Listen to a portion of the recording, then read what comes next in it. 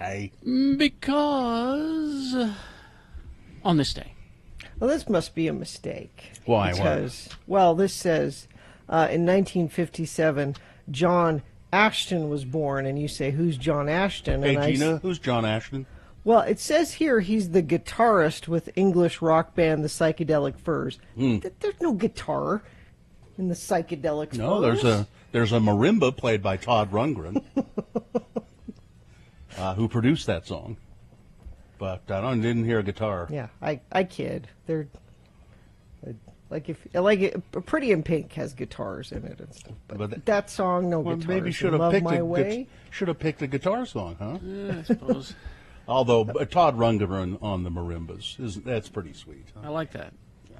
You know Todd Rundgren. That's, by the way, that song is from 1982. So stick with me here for a minute. Oh God! All right, hang on. I'm going to take a note or two while you're. Okay. So Liv Tyler, you guys know who Liv Tyler Tyler, is. yeah. So that's Steve Tyler. That's okay. Yeah, okay. All right. So her mom, B.B. Buell. B.B. Buell, who's a star hugger.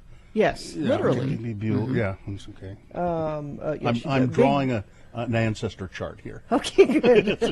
Is it in the shape of a tree? Yeah. Please. Yeah. You know, Okay. draw the okay. pretty limbs and Yeah. Let me start leaves on over. it. Okay. Yeah. Okay. Okay. So B.B. Buell, star hugger, as Bill said, and I'm glad you brought that up because Liv Tyler, most of her childhood, thought Todd Rundgren was her dad. Because that's what Really? B.B. Buell told her. Because you'd want to hide that. If Steve Tyler were your dad, Exactly. you'd want to hide that from everyone. because Todd Rundgren apparently was a super nice guy and like someone who you go, if I were picking a rock star father for my child, it would be Todd Rundgren. I would pick somebody who Not could play the Steven Tyler. marimbas. Somebody who could play the marimba. Who do we know? But So as odd. she got older, Yeah. it became painfully obvious Well, yeah. that Steven Tyler was her father. 'Cause, So yeah, she they was look- Because they Yeah. look alike. Yeah. she was a teenager before she So was she Liv Rundgren for a time? when she was a kid. Mom, why didn't you tell me? Good. How many rock stars did you sleep with? So if you, Well, honey, it's a long story. so who, and she lied to Todd. She's like, "No, this is your baby." And as she got older, he's like, "Yeah, that's not my kid." she looks like Steve. I'm sorry. I'm sorry. There's no getting around it. So who? So if a rock star were your father, who would it be? Me? If a rock star were my father? Yeah, well, your father, secret rock star father. Who would your? Who secret, do I look like? Is that? I guess, or I don't know. Who do you feel like? Who would your secret rock star I father don't be? know. I don't know. Yeah, I'm It's trying like to the think. same kind of thing happened to Tim McGraw. What? But Was this he- is this true. happens in country music too. Was he Tim Rundgren for a while? No. So B.B. Tim, Buell and Tim McGraw. so Tim McGraw was not always Tim McGraw. Okay. Because his dad is Tug McGraw, who's a famous baseball player. That's right. Okay. Same thing happened. He didn't know famous baseball player was his dad until he was older. Mom didn't tell him who dad was. Well, because you don't want to have a dad whose name is Tug. What's your dad's name? It was Tug. Tug. So did you complete your family tree there? Yes. Bill? Yes, I did. And somewhere along the line here, I also slept with B.B. Buell. I don't know. It's on the family tree now. I don't know how that happened. The family tree doesn't lie. I once had somebody, for a brief moment, claim to be my child. And, Really? And come and talk to me. Yeah. This is many years ago. Really? Yeah. Are you sure they weren't? Yeah. How are you sure they're not? Because I never slept with the person that they Oh, claimed I okay. But I wanted to. Were they told you were their father? I think so. Really? Yeah. It's been a while. Yeah. This person said, he's your dad. And I said, well, I mean, I just talked to the person and said, I'm sorry, but that's just not possible because I never had any. Maybe you were blackout drunk and didn't know. Thanks a lot, Gina. Oh, Gina, you blame everything on blackout drunk. Thanks a lot. I bet Bill was blackout drunk. Did you talk to the person and say, why did you tell this kid that they were mine? We never did anything? No. Nope. I just convinced the kid.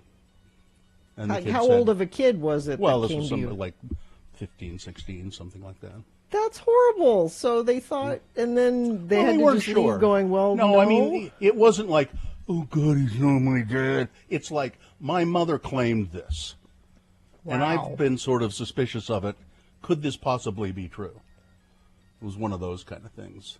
Wow. And I said, no, I remember your mother, and yeah, but no, it could not be true. Well, I kind of thought it wasn't, but Mom, why did you do that? I was bored. She had a few problems, That's so weird. I'm trying out to be on a reality show. Never happened to you, Gina?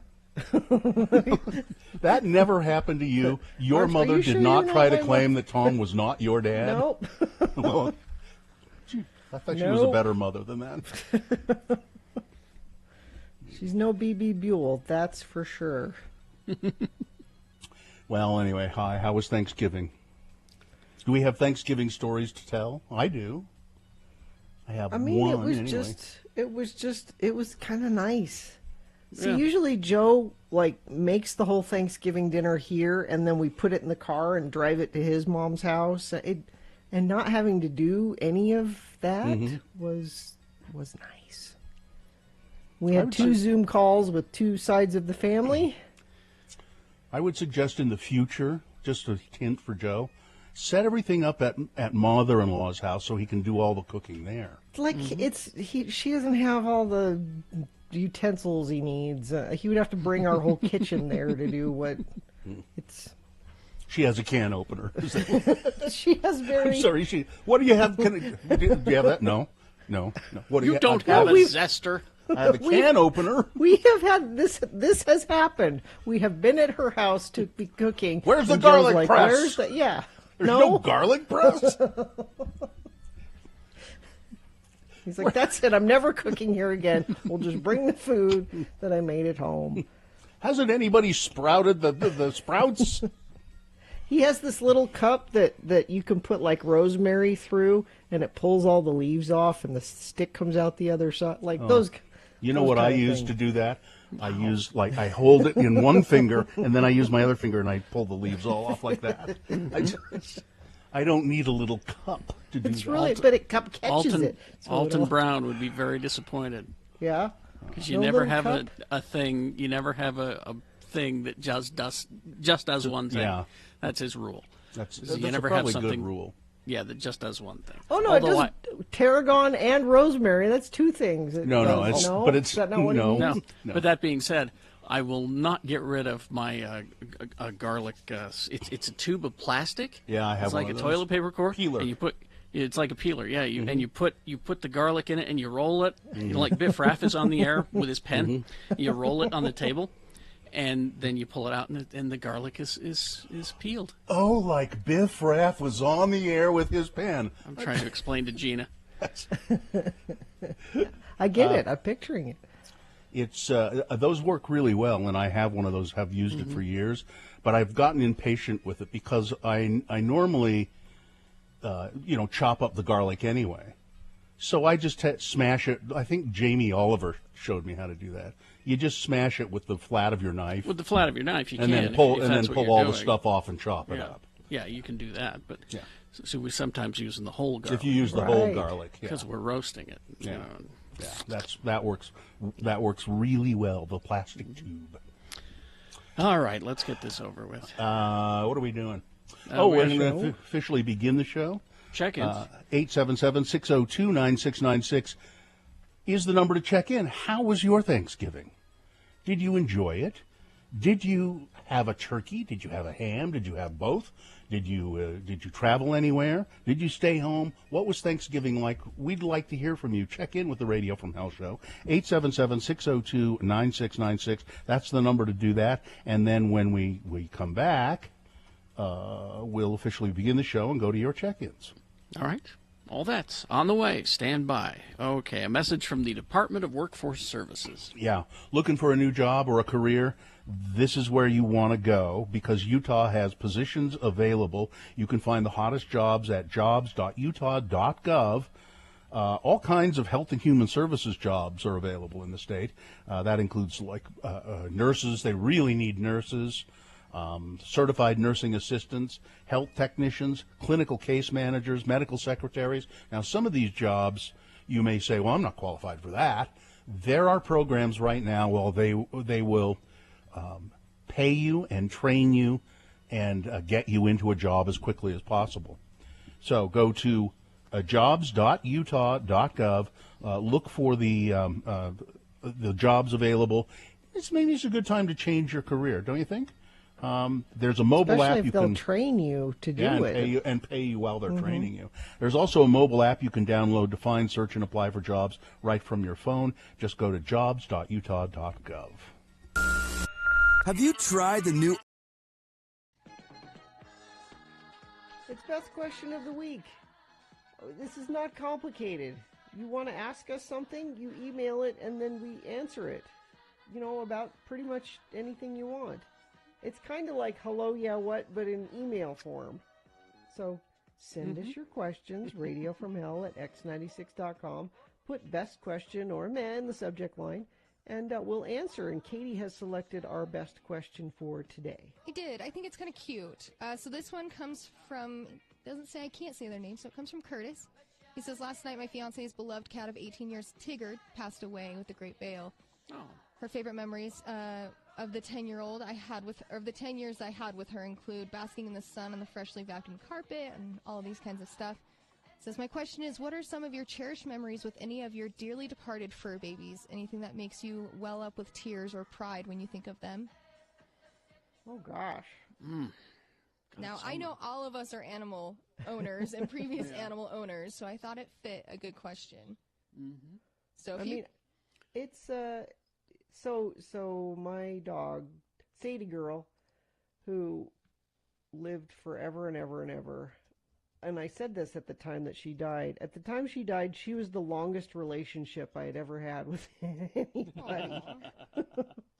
Like no human, other than, like my family, have I had a relationship as long as... And dogs are, and I'm sure cats, for people that have them, are great because they love you no matter what. And, in that 17 years that I had her, I went through a lot during that time, and she helped me through some really bad stuff that was going on, because the dog is constant. Mm-hmm. They don't know that you've got stuff going on. Mm-hmm. And having that companion that loves you no matter what and is always there. Mm-hmm. Yeah, I can't think of a specific instance, but my thought with her was, you helped me through some bad times, and you didn't even know you were doing that, but you did. Mm-hmm. We don't deserve dogs. Mine was, I did not know. When we first got Artie, I would come home, and if you go to x96.com/live, I'll show you the face that he would pull. I would come home from work, and because he was there by himself, I would come home and he would be doing this. He would move his, he had the underbite already, but he would open his mouth and kind of back and forth like that, But not make a noise? Not making a noise. He would just go like that when I would come home.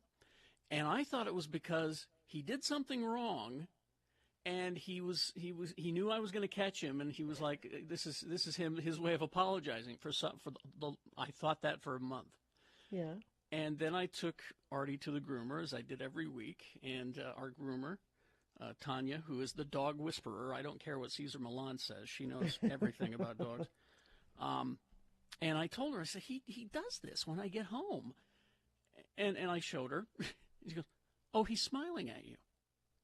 He's happy you're home. My heart. And I'm like, oh my God, I feel so bad that I thought it was because I'd go, what did you do, buddy? What did you do? You know. And then when happy you were home. and then when his, I also remember when his eyes got bad in his later years, we would put a toy on each stair so that because his depth perception was gone.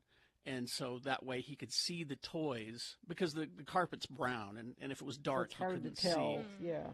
So he would see the toys, and that's where he knew where a step was. So we'd put a step on each one. That's smart. But Katie, do you have one? the smile. Yeah, I do. So my very first dog that I ever personally owned was a little mentally challenged. I have a sore spot for a really big soft spot for like mentally challenged animals. But he just wasn't all there in the head. And when I got him, he was missing his 2 front teeth. And I always thought it was so weird. I named him Bosley because it was when the remake of Charlie's Angels had just kind of come out and it was really big at the time. And he ended up developing sundowner syndrome in his later years, where he kind of just forgot who he was as soon as about 2 o'clock hit. But yeah, it was kind of scary. But before all of that kind of hit, he was just a little dumb, and it was a cute dumb. But in my parents' backyard, they have a wood deck that sits about 6 inches off of the ground floor. And we called Bosley over. My sister and I were sitting outside hanging out in the sun, and we called Bosley over to come sit with us. And he gets right up to the edge of the wood, and his legs were not very strong, and he was very chunky because he kept stealing other dogs' foods. So he went to get up on the porch, slipped, and just face planted into the wood steps. Oh. That was probably the best thing I have, but I actually have his ashes in a little box that say he finally got his 2 front teeth. Oh. That's mine.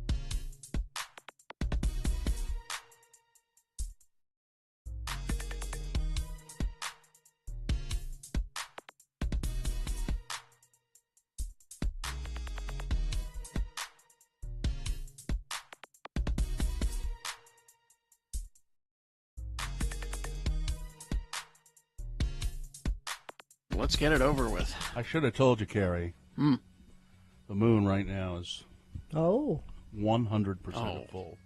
I Should have warned you. It's too late. We can fit it in somewhere. I bet. We'll take your check-ins, please, at 877-602-9696. Just helps us get the show going. Tell us what you were doing on Thanksgiving, how you enjoyed it, if it was okay. And we will officially begin the show right after Gina tells us who sponsors it. That would be Strong Volkswagen. Unlock stronger pricing at strongvw.com. The moon, as I said, 100.0% of full. It is a full moon today, officially at 8:28 p.m., it says here. Oh, no, excuse me, I read that wrong. I read that incorrectly. X that. Sorry, that's not true. It's full right now, 100.0% of full. The moon will set today at 7:45 a.m. Today being Monday, it's the 29th day of November in the year of our Lord Jesus Christ, 2020. This is week 35. And if I'm doing the math correctly, nearly 9 months now. I know that it's day 251. Nearly 9 months of our pandemic broadcast. We could be birthing a baby now, from conception to birth. Carrie and I could not be doing that because of our gender. You could not be doing that because your insides are all wrong. That's true. So, Katie could. I suppose. No. She wants nothing I mean, to do with that. I'm not saying she. I'm not saying she wants to or would, but I'm assuming she could. Although I guess maybe Katie doesn't even know. It is day 51 days now. 51 days until the Biden-Harris administration Are you sure? Because and it's his still all-female communications team. For some reason, they're making a big deal out of Joe Biden having an all-female communications team. It's, his press secretary and her associates are all women. That's never been done before, I guess. I'm excited for the Biden administration, though, to see who he puts on his. I understand he's now appointed a goat to the cabinet. A goat. Greatest of all time? Mm-hmm. yeah, a goat. Bill, it's the 30th. Yeah. You said 29th. Oh, did I? Yeah. I apologize. It's the 30th day. 30 days, half September, April, June, and November. I do know this is the Radio from Hell show, starring the Lords of Morning Radio, Kerry Jackson, Bill Allred, and Gina Barberi. Katie, for short, is the producer of the show. She's in the studio in Salt Lake. We're in our homes. Skip and Miriam are there, I believe, helping out as well. It is Advent beginning. This is the first day of Advent, the 30th. So get out your Advent calendar, light the candles around the Advent wreath, and keep waiting. Keep waiting for him to come. Look down the road. Somebody's coming. Is it him? That's what we're waiting for. You know who's coming? Joe Biden to get your guns. Is that him? Oh, no, wait. That's not him. That's the Amazon delivery guy. I know I told you that Obama was coming to get your guns, but I mean it this time. That's this not the time him we they mean mean. it. That's not the him they mean. It's that one guy. People are waiting for him to come Mean back. it this time. And it's also Square Dance Day. Ooh. So remember, square dancing is fun and it's great exercise too. So do-si-do to a healthy new you. Wow. Well, it sounds like you've looked into it, Bill. Sounds I have. like It's good. It's healthful. So do-si-do to a healthy new you. Everybody look at the moon. Everybody seeing the moon. The moon is white, is milky white. Everybody look at the moon. Oh. Yeah, I did a song. Yeah, a lot of light shining in my bedroom window last night between a-hole over here with his Christmas lights pointing right in my bedroom window and the full moon. Anyway. All right, Garbage Gus is on the line. Hey, Gus. Gus. Hi, Gus. Good morning, y'all. How was Hi. Thanksgiving? It was great. I had Thursday off. That was great, but I did have to work Friday and Saturday. So garbage never stops. No. Do you see, Probably you a see lot of change garbage in, Yeah, do Friday. you see a change in the trash or the day after Thanksgiving? Yes, you do. See, yeah, it gets pretty heavy this time of year. It's a lot riper. Then it lightens up, and then it gets heavy again right after Christmas. That's kind of our hell week is right after Christmas. Hell So, week. Yep, It's garbage. It's hell Garbage hell week. for us. Well, Those it's But I empty had a- boxes. Yeah, go ahead. No, but I had a good time watching The Mandalorian, and my wife did a lot of shopping. She did online shopping, though, this year. Mm-hmm. So, Right. but I was going to ask Carrie. Carrie, I have a question Yes. for you. Yes. Have you seen this new pinball machine that is the digital pinball machine that they're putting out for the Marvel pinball machine? Have you seen this? A digital pinball machine, meaning Like like, on it's your on computer? a TV screen, like on a computer? No. They're making it. It's made up from One Up Arcade, who does those little arcade cabinets, but they're making a Marvel one. Well, send me a link. I'll take a look at it. Thanks, Yeah, Gus. it's. I asked my wife. It's kind of expensive, but I love pinball, and I know you. I've heard you talk about pinball machines. I've I always love wanted pinball. one, so Yeah. I kind of been nudging her to get it. So I love just didn't know pinball. if you knew anything about it. Send me a link. We'll take a look at it. And please don't tell us that you've been nudging your wife. We just don't need to hear that, Gus. All right, see you later. Oh, okay. All right. Have a good day. All right, thank you very much. Let's see. We had some text check-ins here. Let's see. Good morning. I'm so glad you guys are back. My ex got COVID, so my kids were in the quarantine, but I finally got them back on Saturday. No Thanksgiving for me, but it was the best Saturday ever. Oh, geez. Yeah, I wonder a lot about parents that have kids going back and forth between houses, how COVID affects all that. That's Not well. no, it's It does.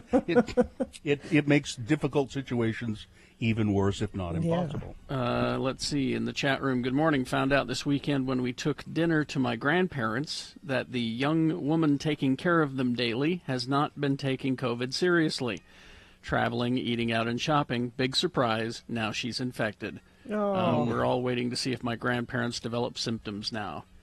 How can you take care of the vulnerable and not take this seriously? Excellent question. Yeah. All right. Traffic, Gina, please.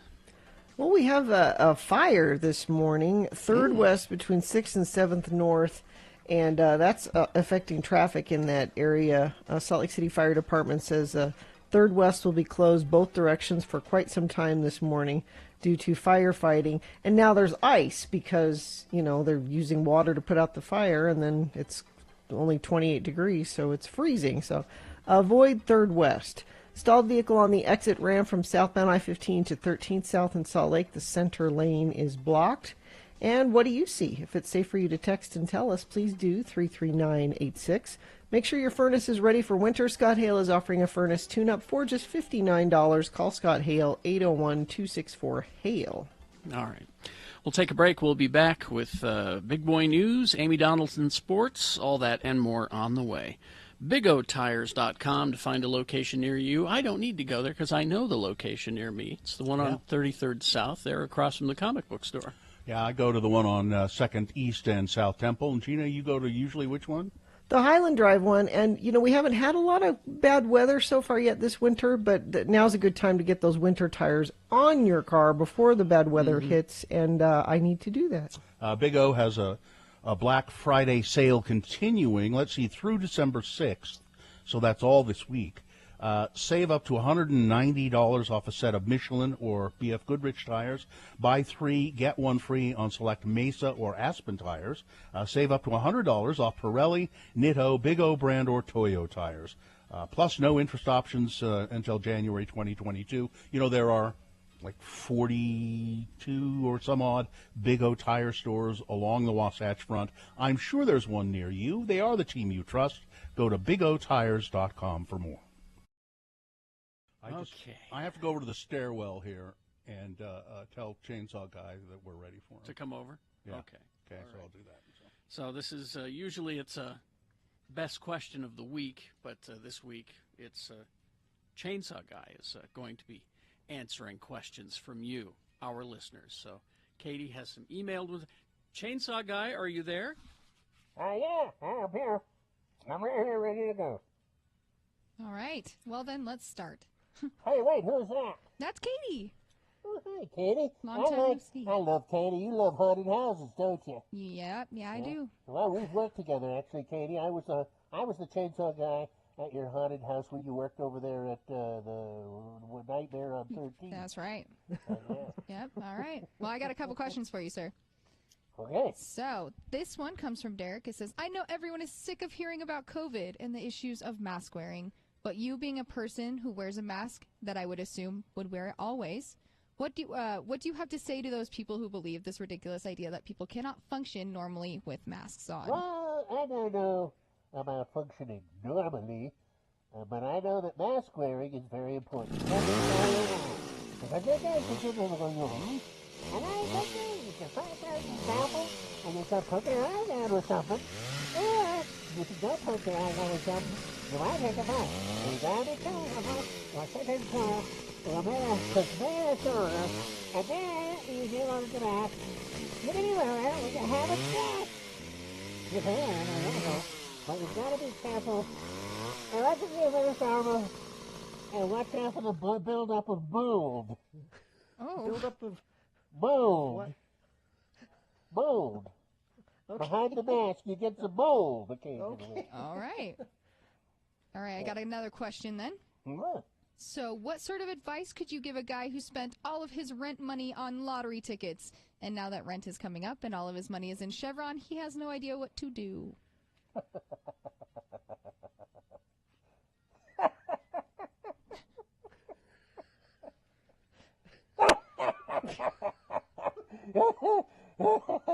Tough. Next question. Next question. Next. I don't have anything to say like that. Come on. You don't have anything to say No, about that? whatever. No? No. That's it? You got to build up of bold. All right, final question, sir. Okay, I'm ready. Wait a minute. Do you have a favorite chili recipe? Do I ever? I'm telling you, what you do is you take the cans home and you get the cans in them. And then, when you put them, and tilt the can in sugar. And then you take the cake off and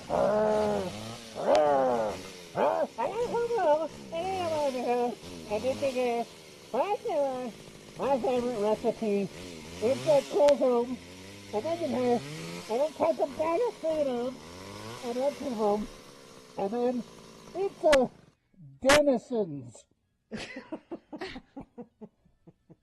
Delicious Denison's All right.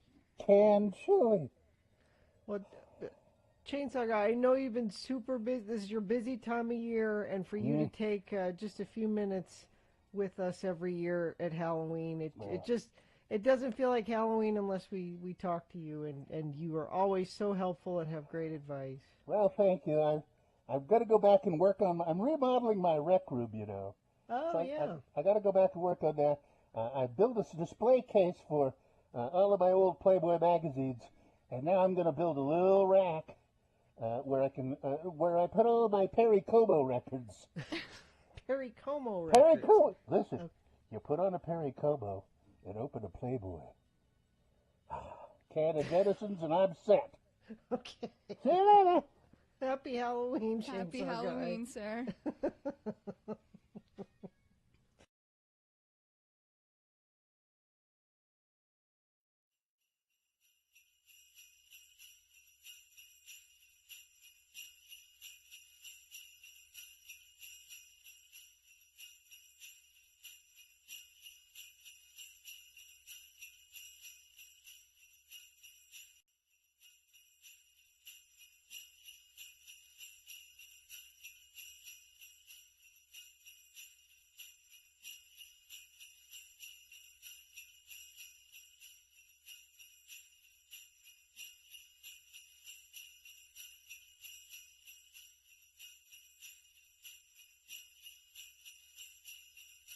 All right, 6:37 right now. We do have sports with Amy Donaldson coming up, but first, Big Boy News and Opinnuendo, brought to you by Tim Dolly Auto Group, home of the Forever Warranty on all new and select used vehicles at Tim Dolly Infiniti, Tim Dolly Ford, and all 3 Tim Dolly Nissan locations.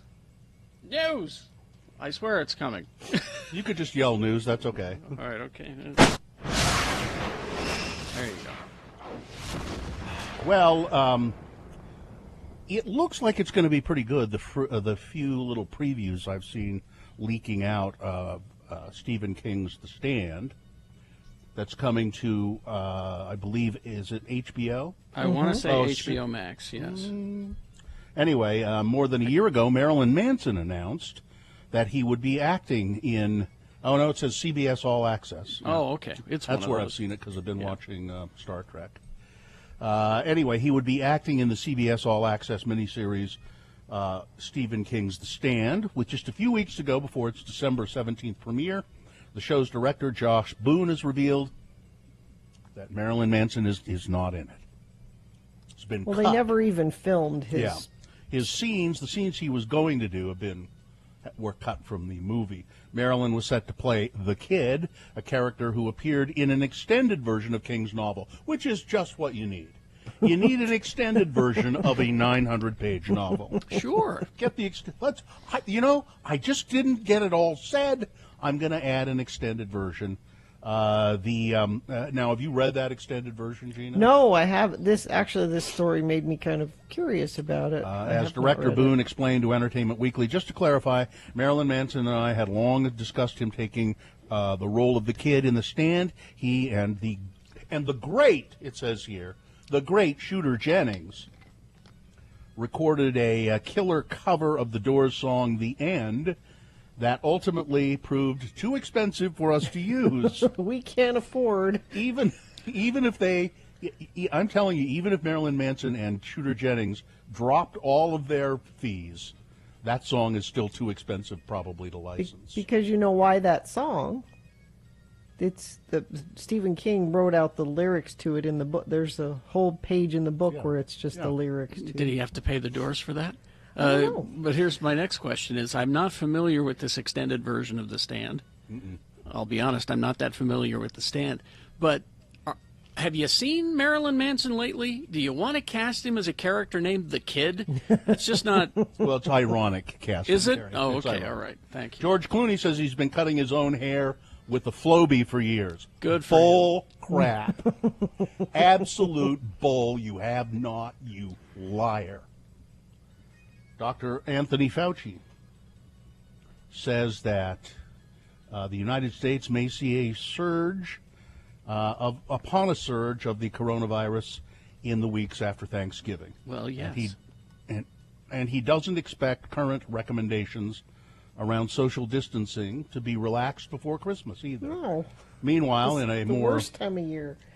Are you questioning Dr. Fauci?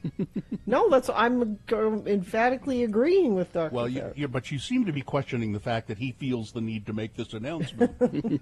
Meanwhile, in a major reversal, New York City Mayor Bill de Blasio said the nation's largest school system, I'm assuming that's New York City, will reopen to in-person learning and increase the number of days a week that children can attend classes. The announcement came just 11 days after the Democratic mayor said schools would shut down because of rising COVID cases. We're really struggling with that here in Utah, with schools. 84 schools have been affected and had to shut down at one point or another. 84 schools here in Utah because of COVID. Dr. Fauci says it's going to be months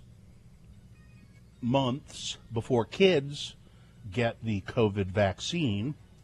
He said it's important to see how the vaccine performs with adults before giving it to kids, because you can afford to kill off a bunch more adults. But children, I don't know if you've heard, they are our future. I'm getting a little cynical, I think. I don't know if you've heard, but children, they are our future. Let's see.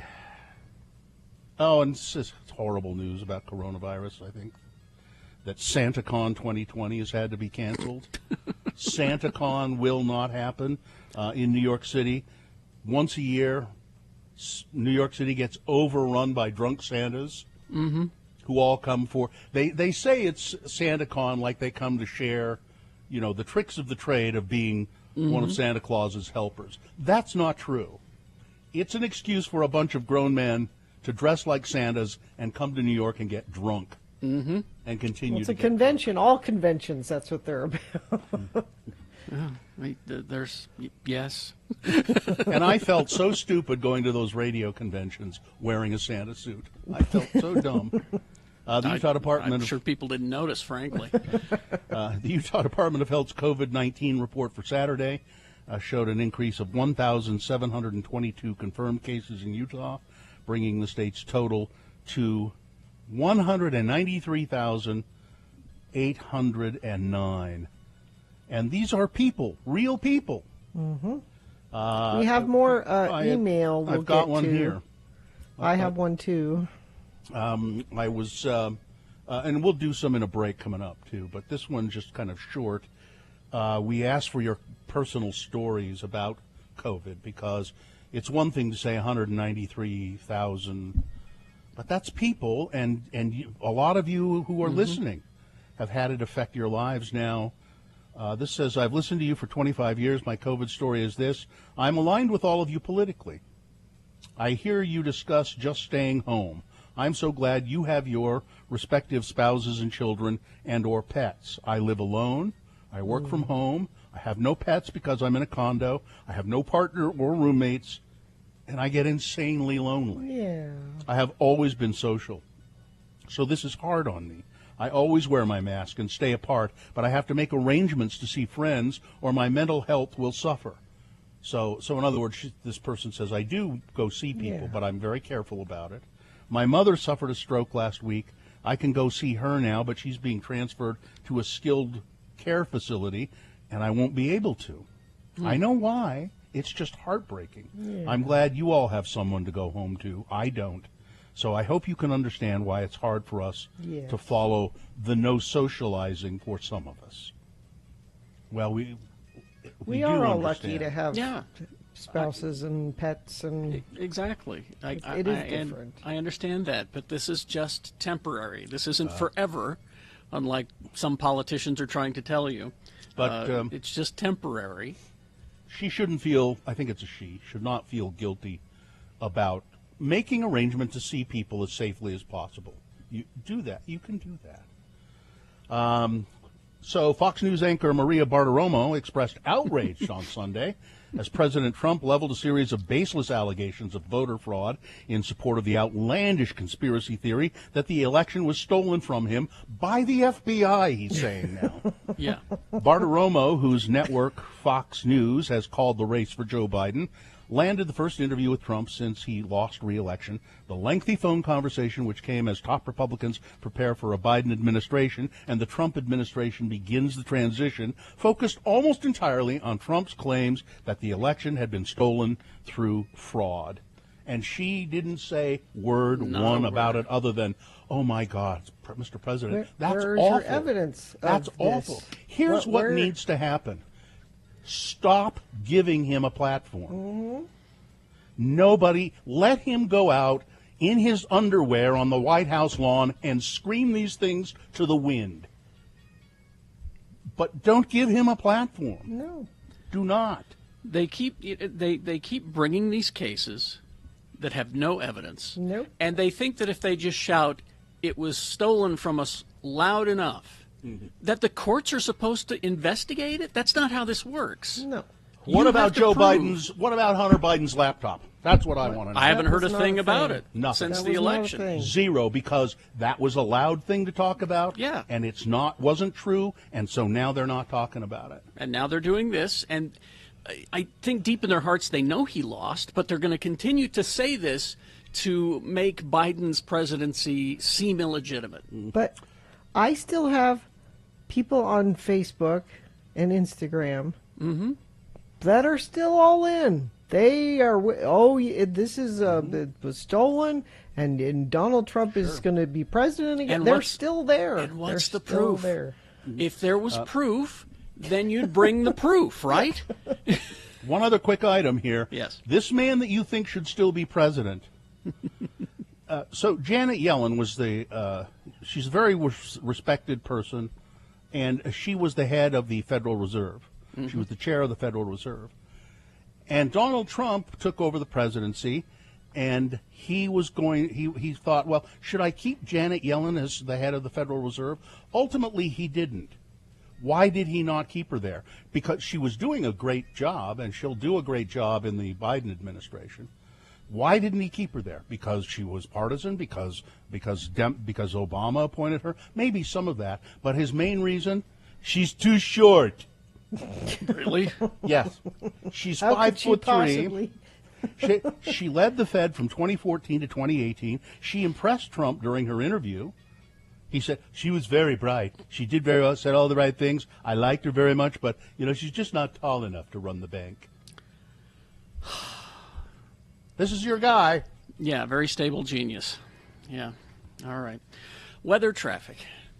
It's chilly right now. It's only 22 right now in Salt Lake, and it will warm up to about 45 for a high today and be sunny, so it should be a lovely day out there for you. Traffic, we've got a crash northbound I-15 near the Main Street exit in Spanish Fork. Right shoulder is blocked there. Stalled vehicle on the exit ramp from southbound I-15 to go 13th south in Salt Lake. Center lane is blocked there. And you're going to need to find an alternate route on 3rd West between 6th and 7th North. This is going both northbound and southbound. Salt Lake City Fire Department is there fighting a fire, and they say it's got equipment there. And also there's ice in the area because they've been obviously spraying water on the fire, and it's freezing because it's 22 degrees. See, we've come full circle there in traffic and weather. If you see something you want to share, you can text it to us, 33986. The Blocks is downtown Salt Lake. Celebrate the holidays by enjoying the sights of the city and activities at Gallivan Center, City Creek Center, and the Gateway. All right. Is sports brought to us by anybody? Strong Volkswagen. Unlock stronger pricing at strongvw.com. Okay. Amy Donaldson Sports. Break. Here she is, a woman who could never be the Fed chair because she's too short. She is a sports reporter and a reporter in general, a general assignment reporter for the Deseret News. You can read her stuff, DeseretNews.com. And let's see, was one other thing I wanted to... Well, City Weekly, she won. Oh, yeah? Yeah. You're a City Weekly winner. Yeah, best. I think it's utility reporter, which means in our jargon, that's the garbage guy, right? No, but for me, it fits my personality because I have a touch of ADD, so I like to do something different every day. You get the fun. You get the fun stuff. You get the fun stuff. Yeah. So or not, but every day is a mystery, right? So here she is with her sports reporting, Amy Donaldson. And every day during COVID, during the pandemic, is a big giant mess. Yes. So let's start with Utah. Utah loses a heartbreaker to Washington, but they looked a lot better. That's the benefit of practicing with and sort of getting over they had a COVID outbreak, as you know, and had to cancel a couple of games, a couple of weeks. So they're a couple games behind the other Pac-12 teams. They were up 21-0 at half and ended up my dad called me. My dad called me at the half. He's like, "They look better. I'm so happy." And then they ended up what, Amy? Winning? They ended up losing 24-21. Yeah, okay. And it's, I mean, heartbreaker. But I think everyone needs to adjust, as we've talked about repeatedly. You're lucky you have sports. We're going to talk a little bit later about the absolute chaos in the NFL. It will be a miracle if we have the bowl season in any, coherent, it might just be a hodgepodge of stuff. So I'm not sure what you take from this other than, we're lucky to have sports and we probably ought to try to be safer in the rest of our lives so that this reward feels more like a reward. But number 8, BYU still looking for a game in hopes of moving up the rankings so they can get into that New Year's 6 bowl game mix. They don't have a game scheduled until December 12th. They take on San Diego State.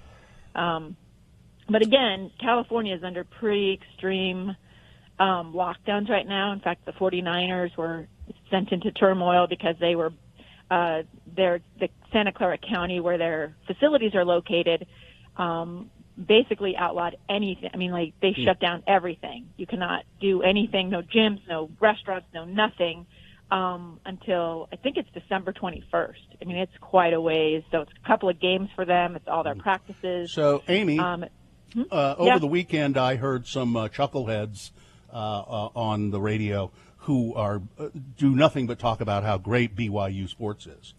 And they were going on and complaining about BYU not being in the top 10, ranked in the top 10. They're number 14. Why? Why could that possibly happen? How did that happen? Then they go on and on and on. And not one of them stopped to pause and say, well, maybe it happened because they played tons of inferior teams. They don't ever look at that. Well, I think what they're saying this year, it's hard because they're playing. They had, Pac-12 teams and Big Ten teams on their schedule. I think they had 4 ranked opponents on their schedule before COVID. Yeah. So it's not that they don't want to play those teams. Well, I'm not saying that. I'm just saying they didn't play. They haven't played very many people worth playing. Well, but I think if you look at the strength of schedule, and it especially like at Cincinnati, you know, you could argue that BYU should be in there. I feel like they did get the shaft. I'm going to totally agree. I'm not sure who these chuckleheads are, but I'm going to agree that they're not. Well, now you're one of them. That's ridiculous. Yes. Well, I've been one on more than one occasion, Bill. So, but I think they should be in the mix. You can only play the people who, you know, who can play you. So they've lost one game to COVID this year. You know, it probably wouldn't have been a significant boost to their schedule, but, you know, hopefully they can get a game. You know, this is the thing. It's like, you know, pick your own mystery, you know, it's like one of those things. Like by Wednesday, you're like, who's my team playing? What time are we playing? What conference are we playing in? I mean, it's crazy, and it's not going to get any better. I mean, Baltimore Ravens had 6 players test positive. They have some outbreak in their locker room. Now it's 18 players, including their quarterback. Denver didn't have a quarterback. No quarterback. You know, they all out. It's because they have 4 quarterbacks apparently on the roster. They all got together and didn't do any social distancing, and so they had a wide receiver play quarterback.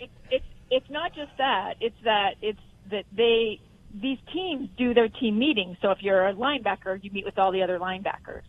And what somebody didn't consider is that if there's a COVID outbreak in the locker room, so I think their 4th string quarterback is the one who tested positive, but because he's been in the meetings, it doesn't matter that if he is or isn't wearing a mask. He's out. They're all out. They've all had contact with him. They can't play. And then the league rules on COVID don't allow you to just activate. Like, everyone's like, why don't they go out and activate, you know, somebody? There was some suggestion of Colin Kaepernick, right? Here's the problem. Unless they've been quarantining, you can't activate them. So you can't just go out and grab a quarterback like you used to in some of these other years where you're like, hey, they just signed this guy on Tuesday and he's going to play on Sunday. That's not an option this year. Unless they're quarantining, they can't play. We have to go a break here, but have you got quickly some NFL stuff? Other than that? Quickly NFL. The most exciting one is Chiefs beat the Bucks, so I think that's 3 of the last 4 losses for our friend Tom Brady. And then the Saints, led by Taysom Hill, they beat the Broncos with no quarterback, with the wide receiver at quarterback. Poor guy's a rookie. I think he's like 23 years old. It was not pretty. It wasn't pretty throwing. It was definitely more of a running game for Taysom Hill as well. All right. Thank you, Amy Donaldson. Read Amy's stuff in the Deseret News or follow her on Twitter, AD on Sports. And if you go to her Twitter feed, you can see footage of her following the maskless protests over the weekend from Saturday. They've been nominated for a boner candidate. And you can see it for yourself on her Twitter feed, AD on Sports. Thank you, Amy. Thanks. See you guys. Traffic, please. A third west in Salt Lake is now open heading south. Northbound remains closed between 6th and 7th North as crews are cleaning up from an earlier structure fire. And that's about it. Things seem to be moving well. Maybe they're not moving well where you are, and you would like to tell us about it, and it's safe for you to do that. If all of those things are true, you can text us at 33986. All right, we'll take a break. We will be back. Boners round 1 coming up after these. Stand by for that. Zero Res. Yeah, you know, Zero Res does this, and I think it's a great offer when they do $33 per room, and then so if you do 3 rooms, you'll get the 4th room for free. Now, this is all through the month of December coming up. You know, get the stuff cleaned up for the holidays. Gina, I know you'll have them in any time now, won't you? No, I am. It's time to have them back because I don't just have them do the carpet. I have them do my upholstery, and I have them clean the tile in my bathroom. They steam clean the tile in your bathroom. I love it when they do that. They use a 3-step process that gets the best cleaning every time. No chemicals, no detergent. Zero Res process works on carpets and upholstery. They're great. They even clean our offices too. So Zero Res, $33 per room. If you do 3 rooms, you'll get the 4th room cleaned for free. Search online for Zero Res carpet cleaning to schedule your appointment, or call them 801-2880. The new X96 app allows you to listen to it. The other day, my husband makes a pronouncement. Dr. Jones, he says, Our family is going to start a new bedtime ritual, and it involves golden milk. You do this while you're clothed? Yes. Okay. And I said, what is golden milk? Now, I've heard of it. Then you brought it up yesterday. And so I looked it up, and I bought the ingredients for it yesterday. Because it sounds delicious, doesn't it? Golden milk is a traditional Indian drink that has its roots in Ayurveda, health practices, ancient healing, a blend of hot milk and ground turmeric. Now, this recipe that I have, shall I read it and see if it's similar to your husband's? Yeah, let's see what yours. So it goes on to talk about the benefits of golden milk. Turmeric is a known anti-inflammatory.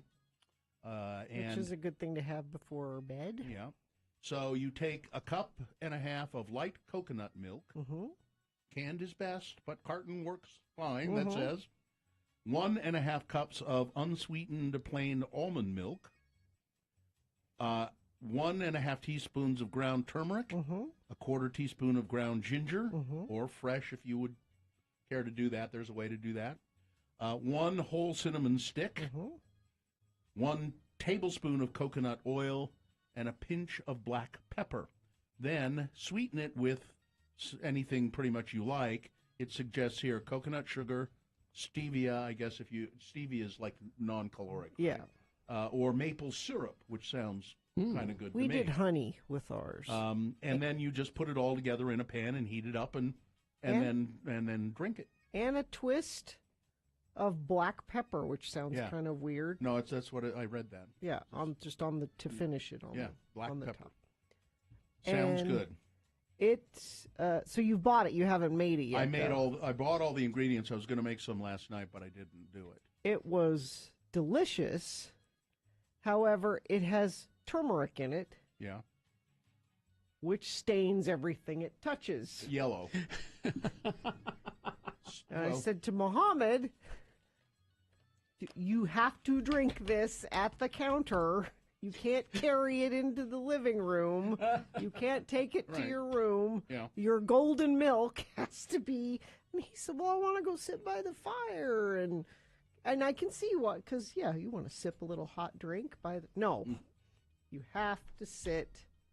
And so did he? He did. Okay. And managed to stay in things anyway. And we all finished our golden milk, and we all liked it. There's something about it's the old thing of having a warm milk before bed. It says here it's creamy, comforting, coconutty, and it has a ginger infused, slightly spicy and sweet flavor. It's delicious. But I looked at all of our cups after. Yes. And they were all orange. No, you need to use black cups. And I said to the kids, if this becomes a nightly Jones family tradition, I'm going to have to supervise the drinking of it as well as the teeth brushing after it, because we're all going to end up with orange teeth if we're not careful. Here's what you need to do is make sure you drink it. Use the same cups every time, so it doesn't matter if they're stained. These are our turmeric golden milk. These are the golden milk cups. Yeah, golden milk cups. Yeah, I can't wait to try it. I think I'll make some Indian food tonight and then have it after dinner. I think you'll love it. And it sounds great. I actually took mine and had it in the bathtub and sipped it. I told you have to have it at the counter. You cannot take it to the bathtub, as nice as that may be. Yeah. No, it was. I don't understand lovely. why there's a double standard for parents and children, and there just shouldn't be. That's not fair. There shouldn't be? No.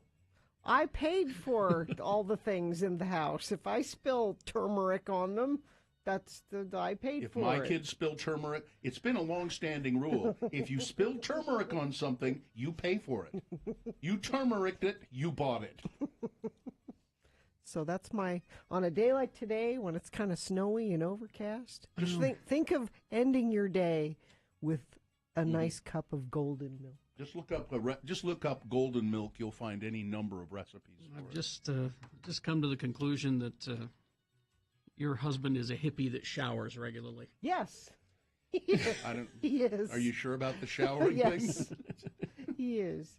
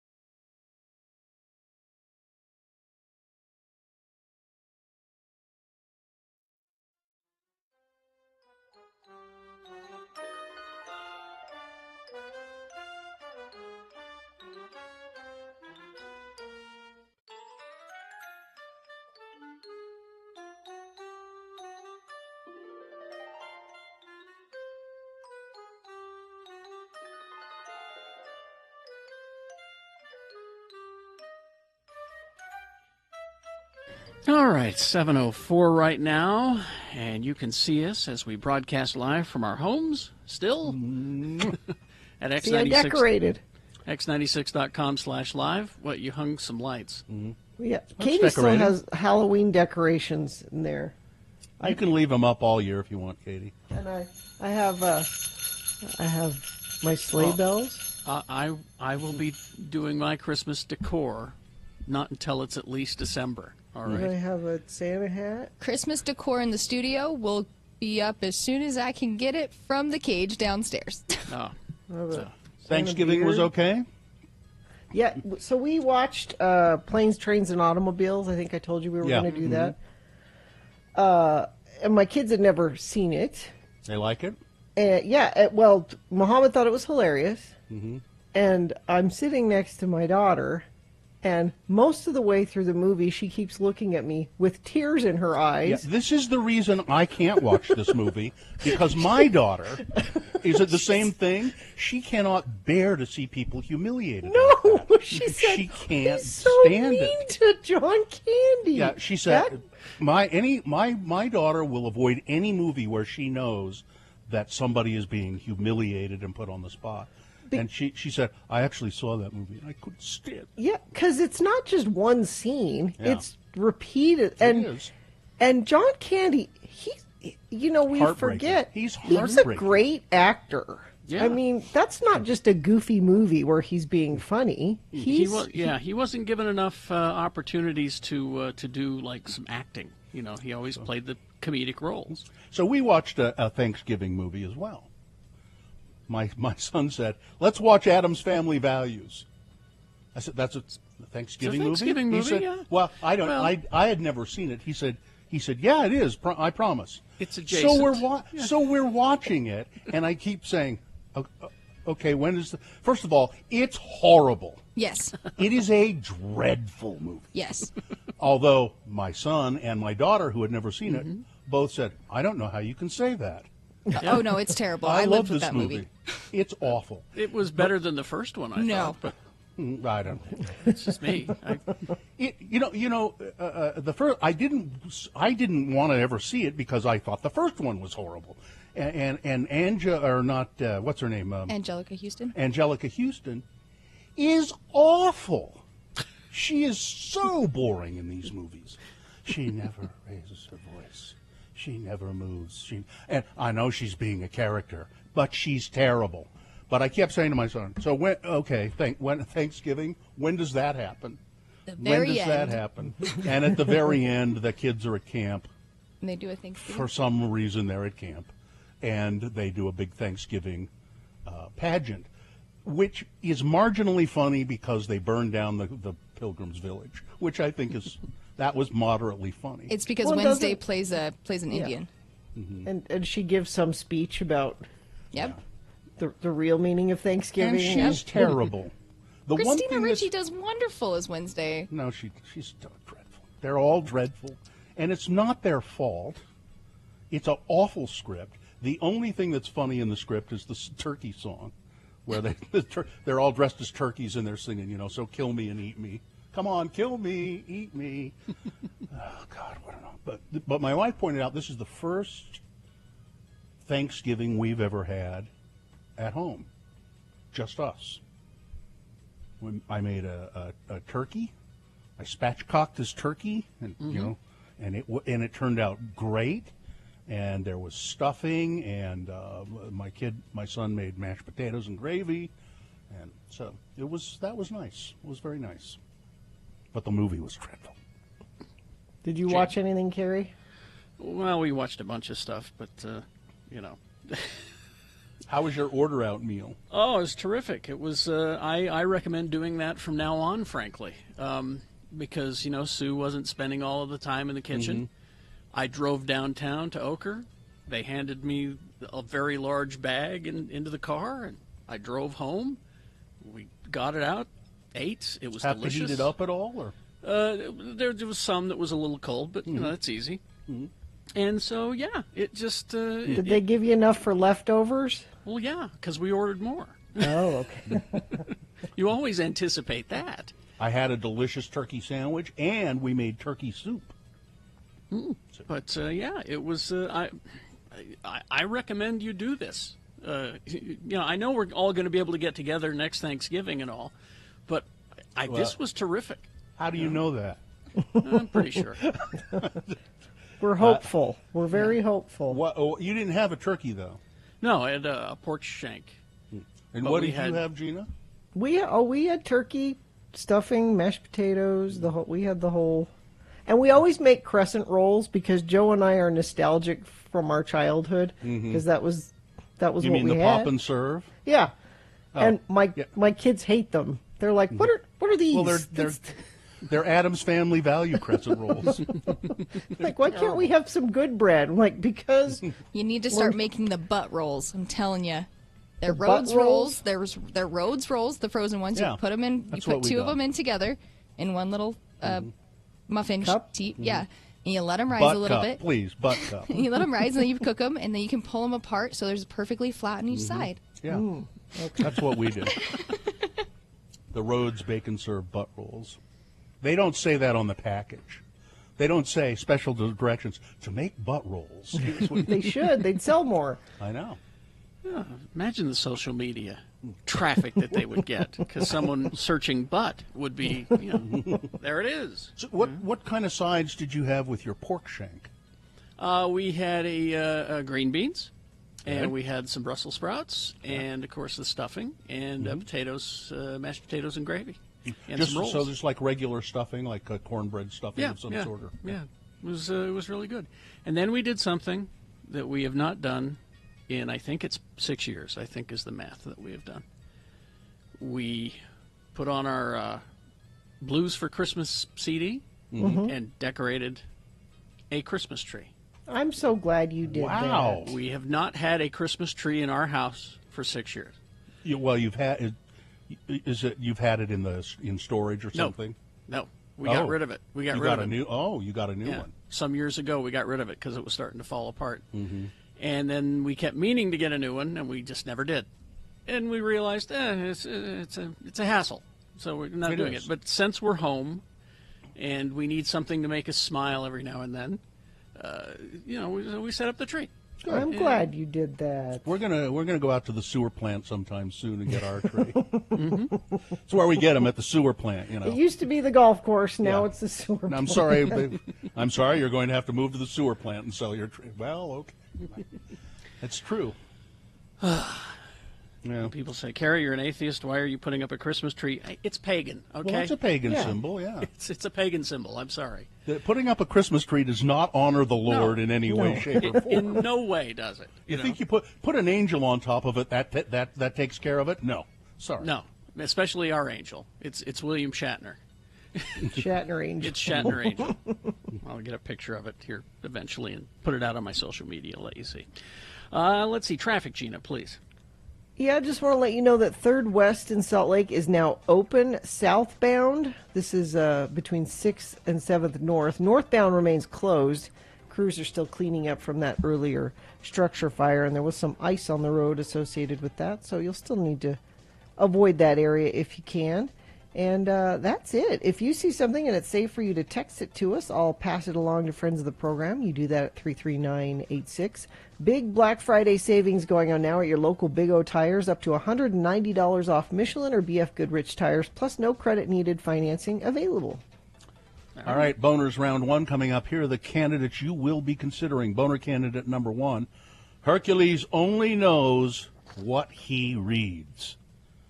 Boner candidate number 2, way to go, art lovers.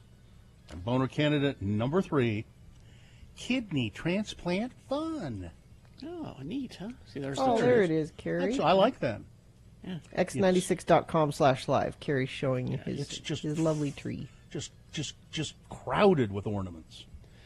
Not as crowded as it could be. We still have 2 times as many ornaments that I could have put on, but chose not to. Oh, and by the way, that's a Utah word of the day, Bill. What's that? Ornament. Ornament? Yeah, not ornament. Ornament. I have not heard that. You I haven't have heard not that either. Utah word? No. People Katie with knows. colds have said that to me. But anyway, we will take a break. We will be back with round one of your boner voting and big boy news all coming up. Stand by for that. Oh, Spy Hop. They need your help. Here we go. You're probably getting ready to upgrade your devices for the holidays because, you give gifts of computers and all of that kind of stuff. But spyhop.org, they want to... They need your help. They want you to help bridge the digital divide by donating your functional computers, laptops, iPads, and more. It'll help local families stay connected. A laptop or a computer can make all the difference to a student working towards graduation and future careers. So join the SpyHop Youth Prevention Coalition in ensuring equal access to the technology and tools that your kids need for future success. So gather your used equipment. You're going to be upgrading probably this holiday anyway, and drop off any used gear to SpyHop between 9 a.m. and 5 p.m. Monday through Friday. Your donated equipment will be wiped clean, so don't worry about that. It'll be then refurbished and given to students and families in need. If you have any questions, go to spyhop.org. Donated items will be repurposed and rehoused or safely recycled if they can't use them. Servers, towers, desktop computers, LCD monitors, they'll take those. Laptops, smartphones, tablets, networking equipment, mice, keyboards, power cords, cables. You get the idea. That's the kind of stuff they're looking for. Now, if you can't make it into a donation drive event, visit spyhop.org to arrange a donation anytime. That's spyhop.org. Dear Carrie, Bill, and Gina, although Gina wasn't here when this happened, I don't believe. I've been listening to Radio from Hell since I was 14 or 15. I'm now 30, and I still spend my mornings listening to you all as I commute to work. I value your opinions, and for the most part, I share your ultra-liberal way of thinking. I often find myself quoting you when discussing politics or even just life events. It would be safe to say that I'm a loyal fan. However, one of my biggest pet peeves continues to pop up on the show, and I can't take it anymore. I'm a millennial. I was born in 1988, the heart of the millennial generation. Over the years, the term millennial has become an insult or comedic point for many, including myself. Mm-hmm. We are the generation of participation trophies and lackluster work ethic. Where my issue falls is this: the constant misuse of the term millennial. A millennial is anyone born between 1981 and 1996. So, yes, producer Katie is definitely a millennial. And the segment where you asked her all of the nostalgic questions was quite funny. But looking at the years that millennials were kids, wouldn't you think you wouldn't think it's that odd that a millennial would know what you were talking about? I mean, I could easily answer every one of the questions. It wasn't that hard. Perhaps I'm wrong, but it seems that you all think a millennial is much younger than they truly are. For the most part, millennials are in their late 20s, early 30s. We are the children of the late 80s and 90s. So it says, yet every other episode or so, there's a comment from you all about millennials and what we don't know. The breaking point was on the 17th when Bill made a comment about millennials getting into the TV show The Office. For the love of God, Bill, millennials were watching The Office when we were in junior high and high school. Maybe it's just silly of me to get so worked up. But millennials didn't eat Tide Pods. So fault is for our real mistakes. I love you all. I'm just annoyed by this. Probably I'm entitled, emotional, and a millennial. Love always, Molly. Well, Molly's right. So I looked it up. The generations. They name each generation. I feel like I've read conflicting things on when the millennial ends and begins. So if she is correct, and you confirm that, then I'm a millennial too. I'm an older millennial, but I would still be a millennial. Here's what it is. Some generations are known by one name only, as like baby boomers. Okay. That's what I would be. Names for other generations is a matter of some dispute among experts, but here are some of the things that we agree on. There's a chart at x96.com/live. Okay. Here's how Will and William Strauss, they're demographers, describe millennials. Millennials would be between 1980 and 2000, also known as Generation Y. Okay? Okay. So let's... 80 to late 90s. All right. Yeah. And let's see. So people from 2000 to the present would be known as either the silent generation, the new silent generation, or Generation Z. Okay. But so then there's another one, the Population Reference Bureau. They have a little different. So there are different ones, but generally millennials are between 1980 to 2000 to late 90s. Yeah. Yeah, and that one is pretty set in all of these. But then there's the silent generation, the baby boomers. That's 1946 to 64. Generation X, that was 65 to 79. And millennials, then they're calling the present new silent generation or Generation Z. So, but she's right, millennials, we just have I have the tendency to think of anybody who's really young is a millennial, and that's not true. From now on, you're all young'uns. Gen Z. There you go. Yeah. You're young'uns. That's the title. That applies. Let's see. People are asking if my stick of butter Christmas ornament that I love so much. Mm-hmm. Oh, yeah. Because it looks like a real stick of butter. Mm-hmm.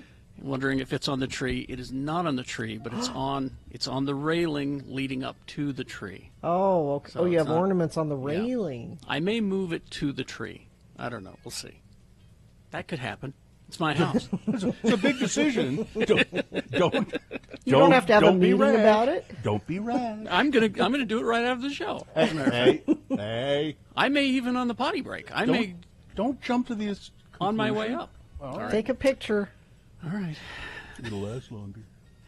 Let's see. Let's get going here. It's time for round one of your boner voting. Here we go. 3 news stories. These are examples of bad, stupid, funny human behavior.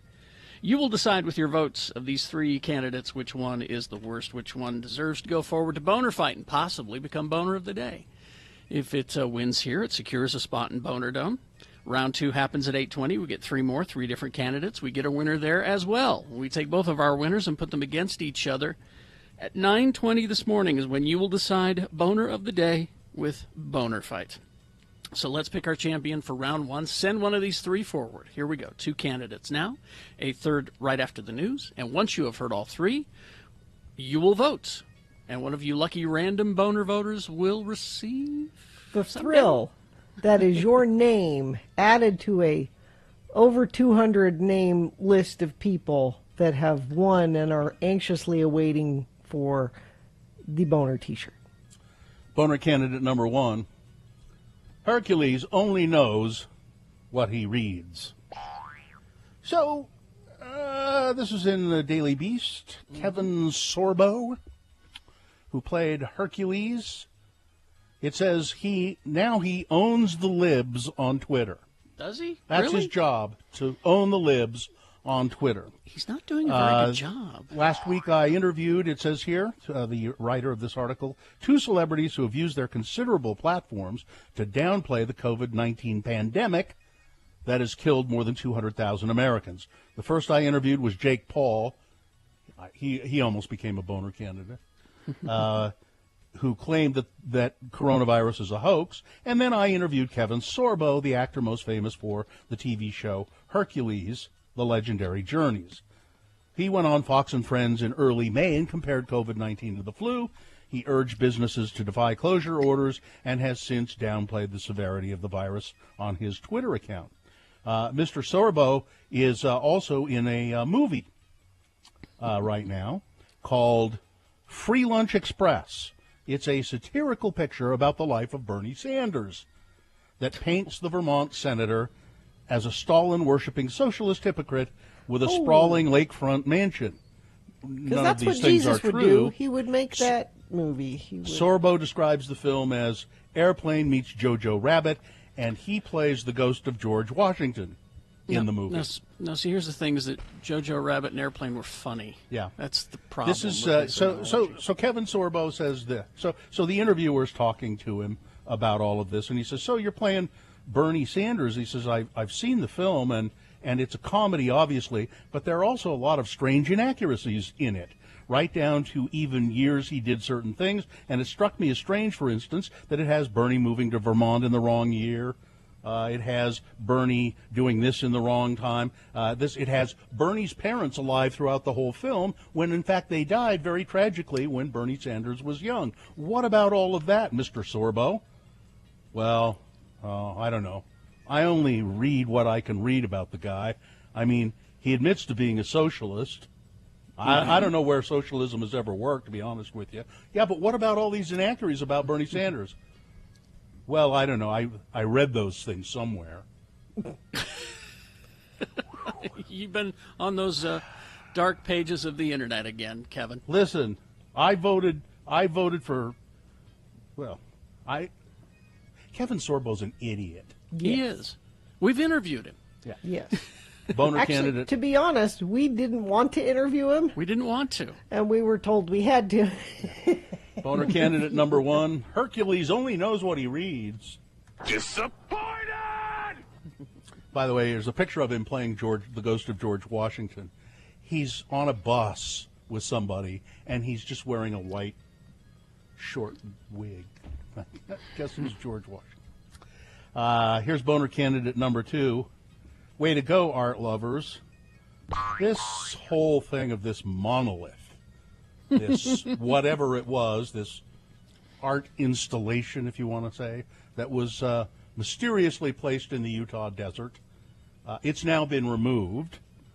After the monolith was removed by an unknown person or group, probably late Friday night, the Bureau of Land Management has now addressed how the many people visiting it failed to follow some fundamental rules of recreating on public land. The installation itself, the BLM pointed out, was illegal, although they said for some it was aliens don't know that. Listen, Gina, you want to see the alien art installations? Go to Arches. Those are the aliens. Those are aliens. Those were made by aliens, man. Yeah. It's not some stainless steel monolith, which by the way, when it was Excuse up, me. A monolith is. Yes, it's not a true monolith because it's three-sided. Excuse me. Yes, and it's not an obelisk because it's not made of stone. Yes. And it's but at any rate, somebody said, well, if you're going to come and see this, I'd recommend, and have your picture taken with it, I'd recommend you bring some Windex and paper towels, because people keep touching it, and there was, in fact, blood smeared across it because somebody had cut their finger on it or something. And now that it's gone, there's trash everywhere for the wonderful human beings who went to look at it. This whole thing, I hold whoever did it responsible. Yeah. And I hold the morons who went and trashed the area just to see it responsible. Exactly. Boner candidate number 2. Way to go, art lovers. Coming up in a moment, boner candidate number 3. Kidney transplant fun. All right, boner candidate number 3 for round 1. Coming up after this, Big Boy News and Opinnuendo, brought to you by. During the season of inspiration at Young Mazda, lease a new 2021 Mazda CX-5 Sport all-wheel drive for just $245 per month. See their selection at youngmazdautah.com. Young Mazda, think young, drive young, offer OAC. Tragedy. She was one of a kind. What? Oh. She was an original. I'm saving the other one for Geek News. Oh, okay. Sorry. She was an original. She will be missed.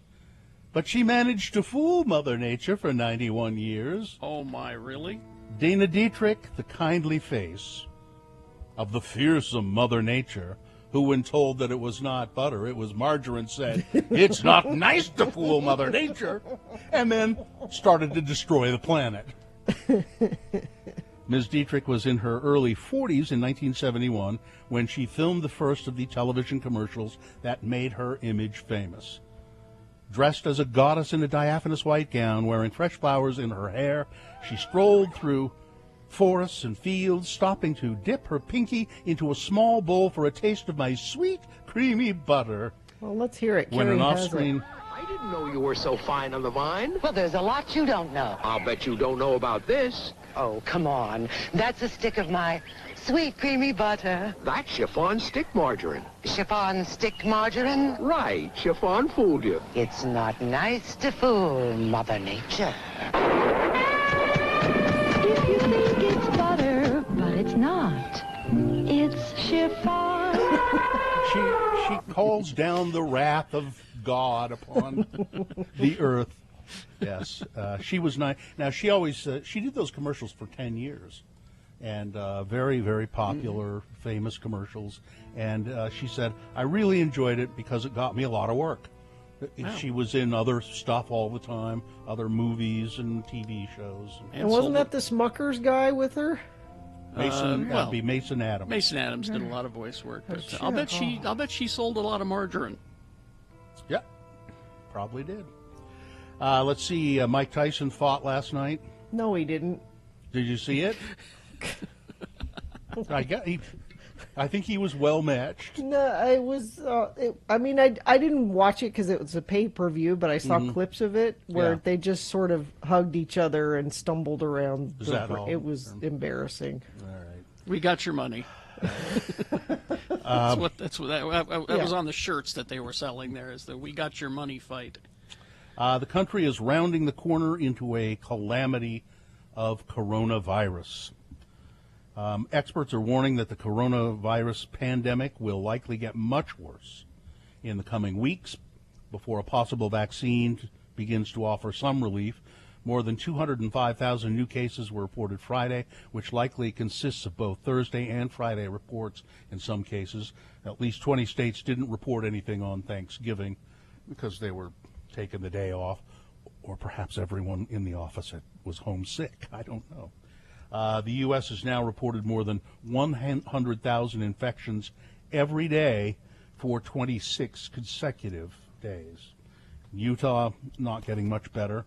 5 deaths, 1,722 new COVID cases in Utah reported on Sunday. Well, let's see. How much time do we have here? You got 3 minutes. Okay. Well, let me mention this. You know, we've asked you to send in your letters about COVID, and just to put a kind of a human face on it more that we can. So, if you have a story, send it to radiofromhell@x96.com and put a COVID story in the subject line, and we will get to some of them on the radio. Let's see. In other news,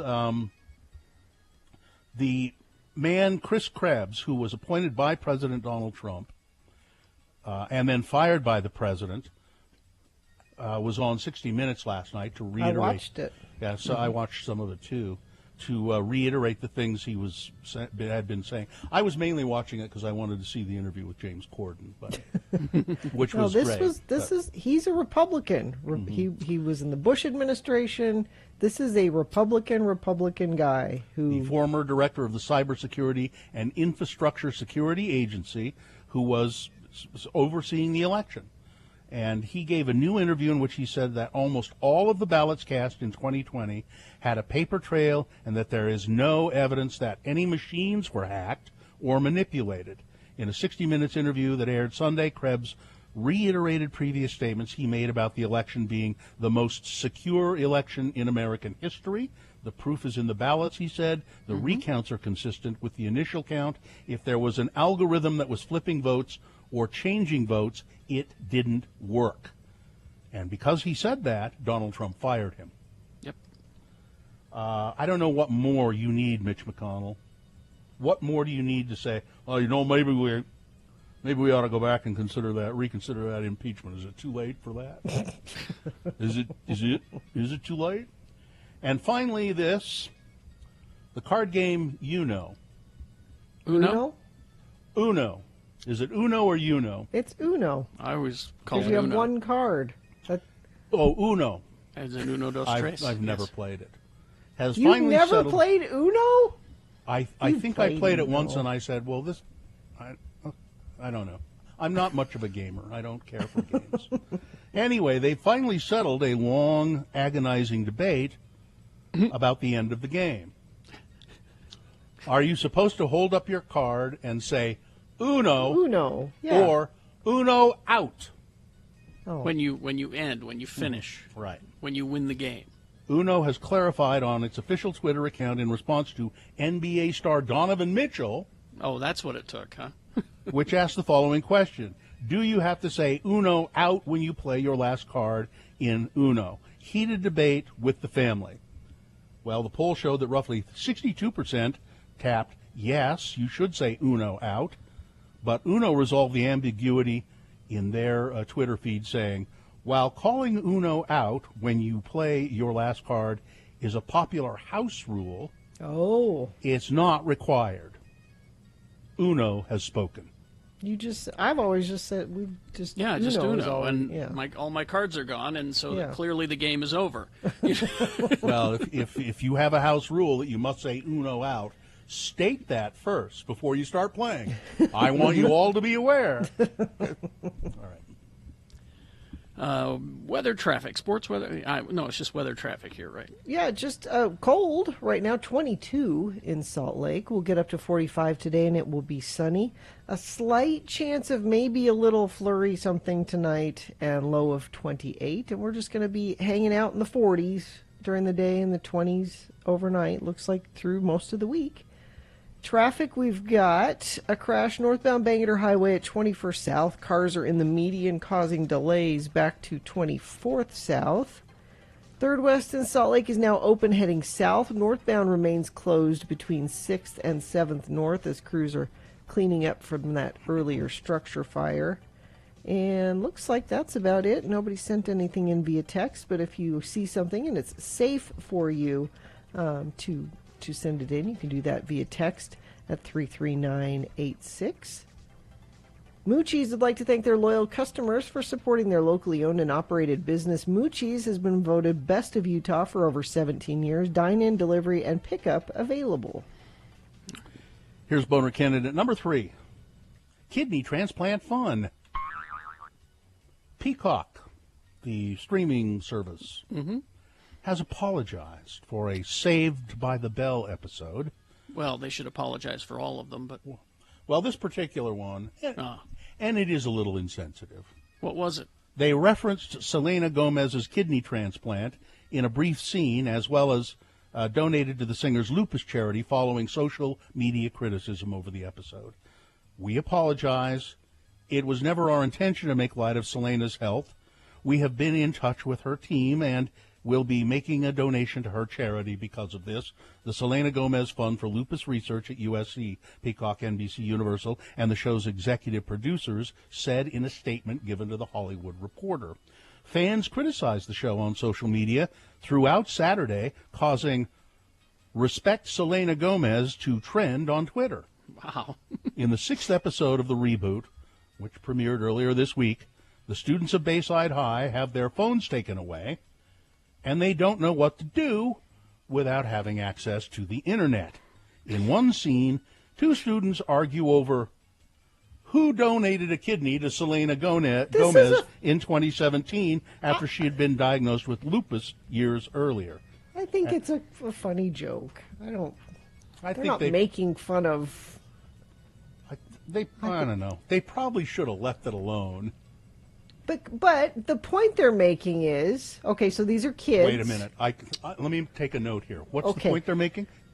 And you don't have your phone. You know, what do we do when you get in an argument? Who donated the kidney to Selena Gomez? And then you get out your phone and you Google it and you go, oh, it was her friend. But when you don't have your... So what kind of thing are kids talking about that they can't Google to get the answer for? And that's what they're upset about? Yeah. I think the boner is that people were upset about this. Well, you can have Kind it of either thing way. kids would be arguing about. You can have it either way. I don't care. Boner candidate number 3, kidney transplant fun. And Steve reminds us in the chat room, well, she was willing to date Justin Bieber, so go ahead, make fun of her. All right. Let's review the first two and vote. Boner candidate number 1, Hercules only knows what he reads. When pointed out to Kevin Sorbo that there are many inaccuracies about Bernie Sanders in this movie that he's in about Bernie Sanders, he said, well, I don't know about all of that. I just know what I read. I know that he's a socialist. You want socialism? Go live in Venezuela, he said. There are other places socialism works. He also said, direct quote, I don't know any place where socialism has worked. He's never been. Wait, didn't they film Hercules in New Zealand? How about the United States? It works here, what we have of it. Yeah. Boner candidate number 2, way to go, art lovers. Whoever put this thing there, whoever took it away, whoever went to see it, it's all a big mess. It's such a big mess. And people who went to see it, this art installation in the Utah desert, and then just trash the area. That's the real boner here. And boner candidate number 3, kidney transplant fun. All right, you've got to decide of these 3 candidates which one is the worst, which one deserves to go forward to Boner Fight and possibly become Boner of the Day. If it wins here, it's not Boner of the Day yet. It'll have to go up against the winner of Round 2's voting. Round 2 coming up at 8:20 with 3 different candidates. We get a winner there. We take both of our winners and put them against each other at 9:20 this morning. That's when Boner Fight happens. That's when you will decide Boner of the Day for today. Right now, you're picking your champion for Round 1. Send it forward. 1, 2, or 3. Remember your candidate number. Put that single digit, the one that you think should win, in the message of a text. Text it to 33986. The computer counts it, easy peasy. Or you can call the producer's booth if you're longing for human contact. 877-602-9696. Use your voice. Go online, x96.com. Look for the box that says Boner Voting November 30, 2020, and vote there. If you don't see the box, refresh. It should appear. You have until the end of these messages to do so. This is round 1 of your boners. Brooklinen.com. Time is running out. Huge savings, free shipping during Brooklinen's biggest sale of the year. 20% off your order at brooklinen.com. Use the promo code Jackson, my last name, to let them know that we sent you, Jackson. Brooklinen's biggest sale of the year. You've heard me talk about their sheets and their towels and how much I love them. But this is a perfect idea for that hard-to-gift-for person on your list because they can always use them and they will love them. Comfort is one of those one-size-fits-all kind of a situation. So their selection at Brooklinen really takes into account the different needs and preferences when it comes to bedding and towels, you name it. They have something for everyone. Everything from the towels and the sheets to candles, silk eye masks, scrunchies, bathrobes. I love the bathrobes. And there's also a gift card option on there, so your loved ones can pick out exactly what they want. So cozy up to Brooklinen's biggest sale of the year, happening right now. You better hurry. Get huge savings and free shipping during Brooklinen's biggest sale of the year. 20% off your order only at brooklinen.com. That's BROOKLINEN.com. And use the promo code Jackson to let them know that we sent you. brooklinen.com and the promo code Jackson. It's 20 warning signs your liver is sending you right now. Why are you looking directly at me? It's Radio from Hell with another list, because people love a good list. X96. And before we get started, I'm concerned because our announcer there says, because people love a good list. I don't think so. How do you know? We're getting complaints about these lists. List complaints? I haven't seen them. And I'm like, well, what's? And they said, well, get a good list. Well, I'm like, these are good lists. I think this is a helpful list. Well, this could be a lifesaver for me. And it's apparently. just because you don't find a list interesting doesn't mean it's not a good list. Okay, so number 1, 20 warning signs your liver's trying to send you. You have super itchy skin. Uh-oh. It's an early sign. It might just be dry, but if it's becoming a regular thing, it might be worth getting checked out, especially if it's itchy. Also, it's an indicator of cirrhosis of the liver. Uh-oh. Really? Number 2, your skin or eyes are turning yellow. Uh-oh. Well, yeah, that's a sign. Seeing the whites of your eyes start to turn yellow, it's jaundice. Yeah. And it could mean your liver's in trouble. That's what all of these mean. Yeah, you've gained a lot of weight. Uh-oh. Your liver may be to blame. Another symptom of liver You don't need to say that every time. Do you know what liver cirrhosis is? It's when your liver cirrhosis is. The disease develops slowly, replacing healthy liver tissue with scar tissue, blocking blood flow through the liver, inhibiting the organ from working properly. Right. Believe me, I know that. But then a conflicting symptom. What's that? You're losing weight. Well. So which one do you pay attention to? I don't But know. see, that one's a red flag for Hep C. So either you have cirrhosis or Hep C. So they're both bad. Well, I wish my liver would make up my mind. Your palms are red. Uh-oh. Well, I mean, I'm naturally pink. Could be due to fatty liver disease. If Okay. your palm, I always Okay. say that wrong. Palms. It's palms. Your sleep schedule's out of whack. Yo, whoa! Culprit? Liver. Liver Yeah. cirrhosis. I don't know. You're giving the liver an awful lot of Your credit memory's here. gotten worse. What? No, that's just with age. What are we talking about?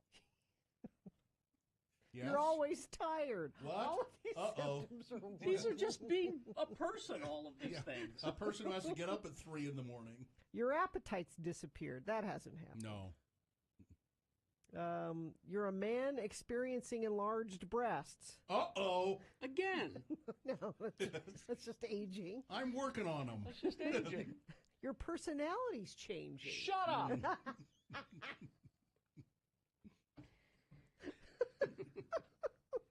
You bruise easily. Oh! Look at this. You have swollen legs and ankles. No. No, you're good there? No. Yeah. You feel confused. About what? Where? I'm in radio, of course. What?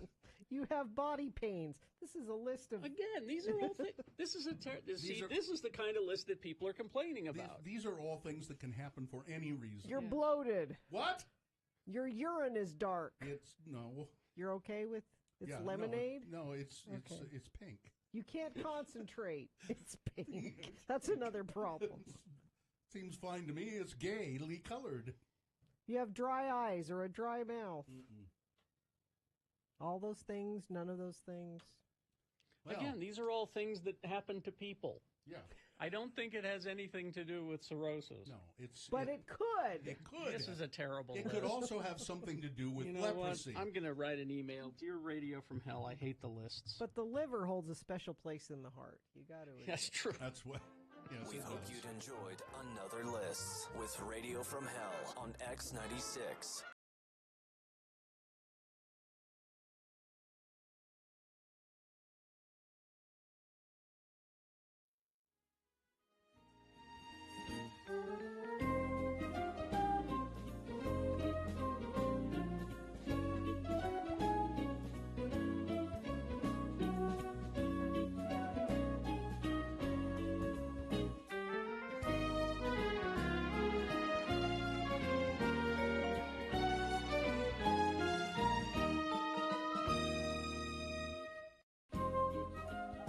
All right, it's time to award round one of your boners. And round one of the boner voting is brought to you in part by a potato bar with all the fixins. And save up to 80% on ski and snowboard gear with Level 9 Sports Black Friday sale happening now. Get the best deals on gear with their low price guarantee. Get your gear ready at the top of the line Tune Shop or get fitted for boots with experienced boot fitters today at Level 9 Sports. Number one was Hercules Only Knows What He Reads. Kevin Sorbo, who played Hercules on the TV, he's now a right-wing conspiracy theorist asshat who's an idiot. Yeah. And he got a fair amount of votes. Boner candidate number two, way to go, art lovers. Whoever started all of this, I don't know, but mainly the people who left trash, who went down to look at this art installation or whatever it was, and while it was there, and then now it's been taken away by whoever put it up, presumably. But people just left all kinds of garbage, and they drove off road. There even piles of human excrement. The BLM said. Well, there are no porta potties around. There are no It's a totally undeveloped area. Pat Bagley's cartoon in the Sunday paper really captured it. It showed two people at this monolith, if you will, and one of them's staring at the monolith. The other one is turned around and is looking off at all of the red rocks around. And then the caption is beautiful, or awesome, or it's what really was the beautiful part of all of this. And boner candidate number 3, kidney transplant fun. Nobody cared for that one, but they did like way to go, art lovers. Number 2 wins boners round 1. Good choice. Good choice. That's your winner for round 1. It now goes forward. Might be boner of the day. We got round 2 coming up at 8:20 with 3 more candidates. We'll get a winner there. And then we'll take both of our winners and put them against each other at 9:20 this morning. That's when you'll decide boner of the day with Boner Fight. All right. We got Bill Frost Talking TV coming up at 8 o'clock. And round 2, your boners. If you want to send us some of your stories about COVID, we've been getting a bunch of them. It's just an attempt to, you hear statistics and facts and figures, and there are X number of people in the hospital, X number of people have died, but those are just numbers. And when you start to read some of the stories about who these people really are, then it makes, I know you had one, Gina. Yeah, this is, please don't use my name. I wanted to share my COVID story with you. I will preface this telling you I am an ICU nurse in Ogden, working on my master's degree. My coworkers are exhausted from caring unwaveringly for those infected with COVID, and they're burning out, and I fear for the profession. There will be fallout on medical staff for our lifetimes. I'm not sure how we in medicine can recover fully, and here's my story. I've been married to my husband for 28 years. I've been proactive with this pandemic, and we are very careful with masks, hand washing, limiting groups, etc. We don't go to church or out to eat. We've done all online shopping since February. On November 6th, my healthy 50-year-old husband was COVID tested for a routine colonoscopy. He was negative and had his procedure on the 9th. He started feeling run down and unwell on the 14th, was sick with a sore throat. We thought it would be strep. I'm a nurse, so I think I can catch these things. He tested positive for strep and COVID, and he continued to complain of fatigue, extreme headache. That afternoon, I had 2 nurse friends come look at him with their PPE and bring over an oxygen saturation monitor. He was at 84%. He was not blue or anything, but 84% is really low. Yes. I ran him to the emergency room. They took him back. I didn't have enough time to hug or kiss him. I couldn't go back with him. He's been so very ill, so very ill. He's home now. He didn't require intubation, but his doctor said he's the sickest patient he's seen. I'm terrified COVID has left cavernous holes in his lungs, micro blood clots, neurological damage. There's so much uncertainty with the healing time. I pray he doesn't become a long hauler. So you think you want to just get it and get it over with? I'm young and healthy. I might get a little sick and be done with it. This is not chicken pox or the flu. It could make you mildly ill, or it could put you in the hospital. And that's what we're starting to learn is the long-term effects, even if you do recover from it. Here's long-term effects. Here's a letter from somebody who was young and healthy. Said, I'm a school teacher, so go figure, of course I get COVID. I got all the symptoms, loss of smell, fatigue, fever, muscle aches. While the worst of it was over in a day, so this is a young, healthy person, I can tell you that it set me seriously off track health-wise. Since I've been back at work, I get out of breath just walking around the classroom. I have COVID fog really bad and have had trouble sleeping since. I've been quick to anger and out of sorts. I cough violently when doing cardio, which leaves me hurting for hours after. I'm young and I was very active before I contracted COVID, so I was lucky. But despite that, I still have lingering issues. I decided I'm going to go to St. George and mountain bike, start getting back to my previous routine. It was a rough trip. I lost a lot of physicality because of COVID. While riding, we met a gentleman from the Salt Lake area. We were asking him about the trails, but eventually the conversation turned to COVID. He said he thought the whole thing was a hoax. And I told him, well, I got it, and so did my partner, so it's not obviously a hoax. he retorted that we seemed fine. And I said, well, yeah, but I'm not fine. Here's what I've been going through. And besides that, I added, I'm young, and this could be easier for me to go through. Unsurprisingly, this conversation deteriorated quickly. When we said it seemed like a minuscule price to pay to protect other people, to be safe, put on a mask and that kind of thing, he said, I don't like masks, and I'm not going to wear one. So these are the a-holes we're up against, even though I told him all of the stuff that I'd been through. I don't care. It's just astounding that this is seen as tyranny. You know, it's a piece of cloth. Oh, you mean seen for what it is, Terry? I mean, you know, we use these examples all the time. But, you know, think about the sacrifices that people had to make throughout history for different reasons. All we're asking you to do is wear a piece of cloth on your face and wash your hands and stay 10 feet away from me. That's it. So easy. There's nothing political about it. Yeah. Nothing. There's no sides here. Why do we talk about sides? I don't understand it. I'm against the people who don't wear masks and on the side of the people who do. But the science doesn't have sides. This is how it is. Yeah. But people just don't get it. Well, it's because their fearless leader told them, you're being PC, you're wearing a mask. So many times. And, oh, God forbid you be PC. God forbid you not be a dick. You know, that's what it means. Oh, you're so PC, you won't say this or that. Yeah, I don't want to be a dick. That's why. All right. Okay. All right, we'll take a break. Traffic, Gina, please. Yeah, and by the way, send us your COVID stories. No matter what they are, we want to hear from all different kinds of people with all different experiences at radiofromhell at x96.com. Possible crash northbound I-15 in Midvale. Traffic is stop and go leaving 90th south in Sandy to 72nd south. Use caution as traffic slows down very quickly through that stretch. Crash northbound Bangor Highway 21st south.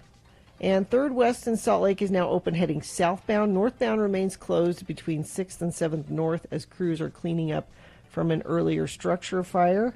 And front of the program says free hammer, 47th South at 2200 West in Taylorsville. I don't know if you need a hammer, but there's one there for you. If you can pick it up safely, it's yours. Save up to 80% on ski and snowboard gear with Level 9 Sports. Black Friday sale happening now. Get the best deals on gear at the lowest price guarantee. Get ready top-of-the-line tune shop or get fitted for boots with experienced boot fitters today at Level 9 Sports. All right. We will take a break. We will be back. Bill Frost will be telling us what's on TV after these. We got round 2 of your boners coming up. Stand by. BigOTires.com. The team you trust, Big O Tires. With a Black Friday sale continuing now through December 6th, save up to $190 off a set of Michelin or BF Goodrich tires. Buy 3, get 1 free on select Mesa or Aspen tires. Save up to $100 on Pirelli, Nitto, Big O brand or Toyo tires. No interest options until January of 2022. Now, Big O does a lot of other stuff too. They have windshield wipers, and they can balance your tires and do shocks and struts and all of that sort of thing. Oil changes, alignments, windshield wiper blades and fluids and more. Yeah. But this would be the week to get your winter tires, though, because we don't have much in the way of weather this week. But next week is when it's coming in. They're good for you now, even because the pavement is cold. They work better on cold pavement than regular tires. So Big O Tires, the team you trust. You'll find a store near you at BigOTires.com. The holidays are a time of family, a time of... Recently on the Rachel Ray Show, she was promoting her new fragrance, which she calls Fancy. It's $85. She sprayed some in the air and then started naming all the benefits. The main one was that it allows you to fart and nobody can smell it. That's a selling point? That's what she said. She said if you're in an elevator and you're wearing this perfume... She's a classy one. Do they have a guy's version? Because, boy, I tell you, I'm holding... You want to wear something called Fancy? I'm holding one back right now, and I don't want to... Go ahead. I don't want to hurt you guys. Go ahead. Go ahead. No. Go on. Why? Do it. Go do outside. It. Come on, chicken. Come on, do it. Don't. Do it. Not chicken. I'm just not sure you really want Do that. it. Why do you want him to do that? Do it. I don't believe him. I don't believe he's holding one. I believe he always has one ready. And I don't believe he just put the microphone down. Don't do it. I'll leave the room. And I don't believe it's going to be as bad as you say.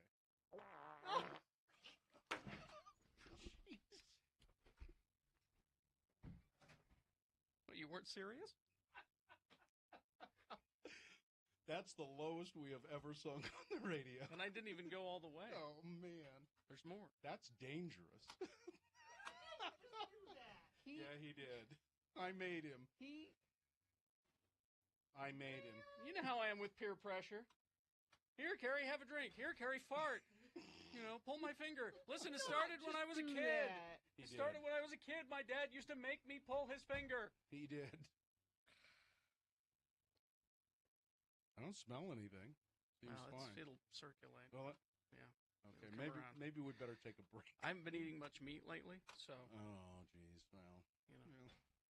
You know, for someone that just really tuned into good. the show for the first time, I know, just they would. now, We don't usually do that. We've lost them forever. Really? You know, we're. Do you think? You don't think that they could forgive us just this one? I can't forgive you. Now, long-time listeners of the Radio from Hell show, if you'd like to call us now. Listen, I was goaded into it. I did. Hope I you're pushed both him. happy. He was calling me names. He was pointing at me. I pushed him. It's a good thing there wasn't a cliff. I'm glad we don't have a sponsor for the boner right now. Yeah. Well, I don't think we'll ever have Nope. one either after that. Oh, my God. He made me. All right. Uh-oh. Weather? Somebody just texted and says, well, that's why you guys have a new three-year contract. And Sue just texted in, I am so proud to be your wife Your right bags now. are on the porch. I also just got a texter that says, I can smell it from here. It really is bad. Is it? Well, I've been holding it all morning. I haven't had a chance to leave. I know what that's like. I figured I'd be fine until, at 10. Yeah. It really started to kink up, and then you talked about that perfume. Oh, God, I can't believe you did that. Now, listen, how do you guys know it wasn't just a recording It of a wasn't. fart? He put the Shut up. microphone down. Shut up. It could have just been a recording of a fart. No. You don't know. You don't, but I'm here to tell you it wasn't. Well, see, these guys are selling it. They're acting. Nope. That was real. Oh, man. Great. Oh, wait a minute. Huh? Wait a minute. Oh. Don't. Yeah, it was real. Told you. Yeah. I thought you were going to do it, No. too. All right. I don't have one, or I might. Is it like yawning? It just, once somebody does it, everybody It's just contagious. No. just I jumps got. in and... No. Okay. All right.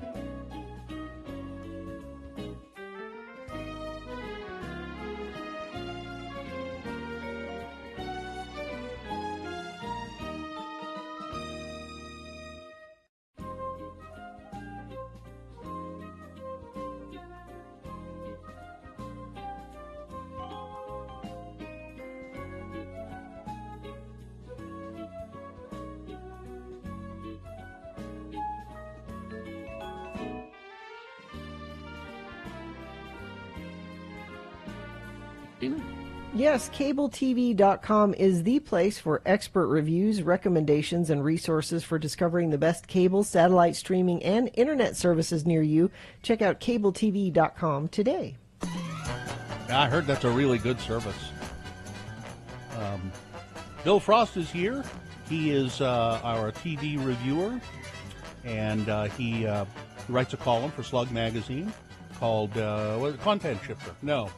Oh, yeah, that's what it's called. It's TV10 is the podcast. There we go.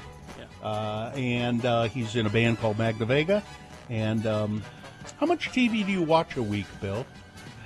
I try to watch all of it, but it's just a lot. Yeah. I've kind of always been that way. I just kind of turned it into a job for myself. Mm-hmm. I think that's a good idea because if I could watch TV 5 hours a day, I would. I can't, but I would. You can find all of Bill's stuff at billfrost.tv. So what's coming up this? Oh, I started watching that kind of on your recommendation, The Flight Attendant. Oh, yeah. Which is HBO Max, I think. Yes, it is. Yes. It's really quite good. It's yes, but only kind of on my recommendation. Yes, it was completely on your recommendation. I had heard of it nowhere else but from you, and you seem to be favorably disposed to it, and so it's been talked about a lot leading up to its premiere last Thursday. New episodes drop on Thursdays on HBO Max. Who's the star of that show? Kaylee Cuoco. Kaylee Cuoco, that's it. Yes, she's really good in this. You know who's not good in it is hey Billy. What's her name? Billy. What's her name? Gina. Rosie Perez. Rosie Perez. Not good in this. Yeah, I can agree with that. Dropping on Thursday, also on HBO Max. I'm kind of excited about this because I followed this back in the 90s. Heaven's Gate, the Cult of Cults, a docuseries about the Heaven's Gate cult, that the largest mass suicide on U.S. soil around 1997. Mm-hmm. They were going to sweet Nike shoes. They were all wearing brand new Nike sneakers. That's so right. when the spaceship comes, they have nice brand new sneakers to wear to get on the spaceship. Were these the 9 guys? Is this the one, Bill? I think it was more than that. Oh, it was more than 9. Yeah. Yeah. But yeah, so I remember you can still look at the Heaven's Gate website. I think it's still being maintained. I remember following it in around 1997 with my terrible dial-up, and this is a 4-part docu-series, and you can find out how they were planning to catch a ride on the comet. Yeah, and who's to say they didn't? That's true. I mean, really. Thank you. They left their mortal husks behind, and yeah. Oh, thank you. Dropping Friday on Hulu, The Hardy Boys, a new version. You might remember that. Well, maybe not. Oh, the version from the 70s. Oh no, Gina remembers. Well, yeah. Yeah, those guys looked like they were already in their 30s when they were solving crimes as supposed teenagers. But this is Frank and Joe Hardy. They're 16 and 12, respectively, and they're staying with their aunt, and they discover that their dad, who's a private detective, he's working on an investigation, and they decide to get in on it. And this is I've seen some of this. It leans a little more spooky than wacky. It's a little more serious, and looks pretty good. Anyway, also premiering on Friday is Selena, the story of the Tejano singer Selena, who played by Christian Serratos from The Walking Dead. And you might remember this was a movie starring Jennifer Lopez. Right. So this is just going to be. We're just going to look further into the life and death of Selena. I don't expect there will be a season 2. No, Well, she's I wouldn't killed. imagine. So Probably not. No. Her popularity though has maintained. It's kind of Oh, yeah. interesting. Yeah, as long as she's been gone. Also, you get season 4 of Big Mouth on Netflix on Friday. Oh, good. Nick Kroll and the gang. And also, I know this is for a select portion of the audience who need to know about this. The Great British Baking Show, The Holidays, premieres on Netflix on Friday as well. I've never watched a second of it, but everybody I know has. See, I don't watch everything on TV. Well, Frost, it's very comforting. It is. Yeah, that's what I hear, yeah. You know, the British accent narration talking about how Angie Sponge needs to hold up in this round. It's something about the smooth, delicate voice that is comforting. But besides, I get lost in Paul Hollywood's blue eyes.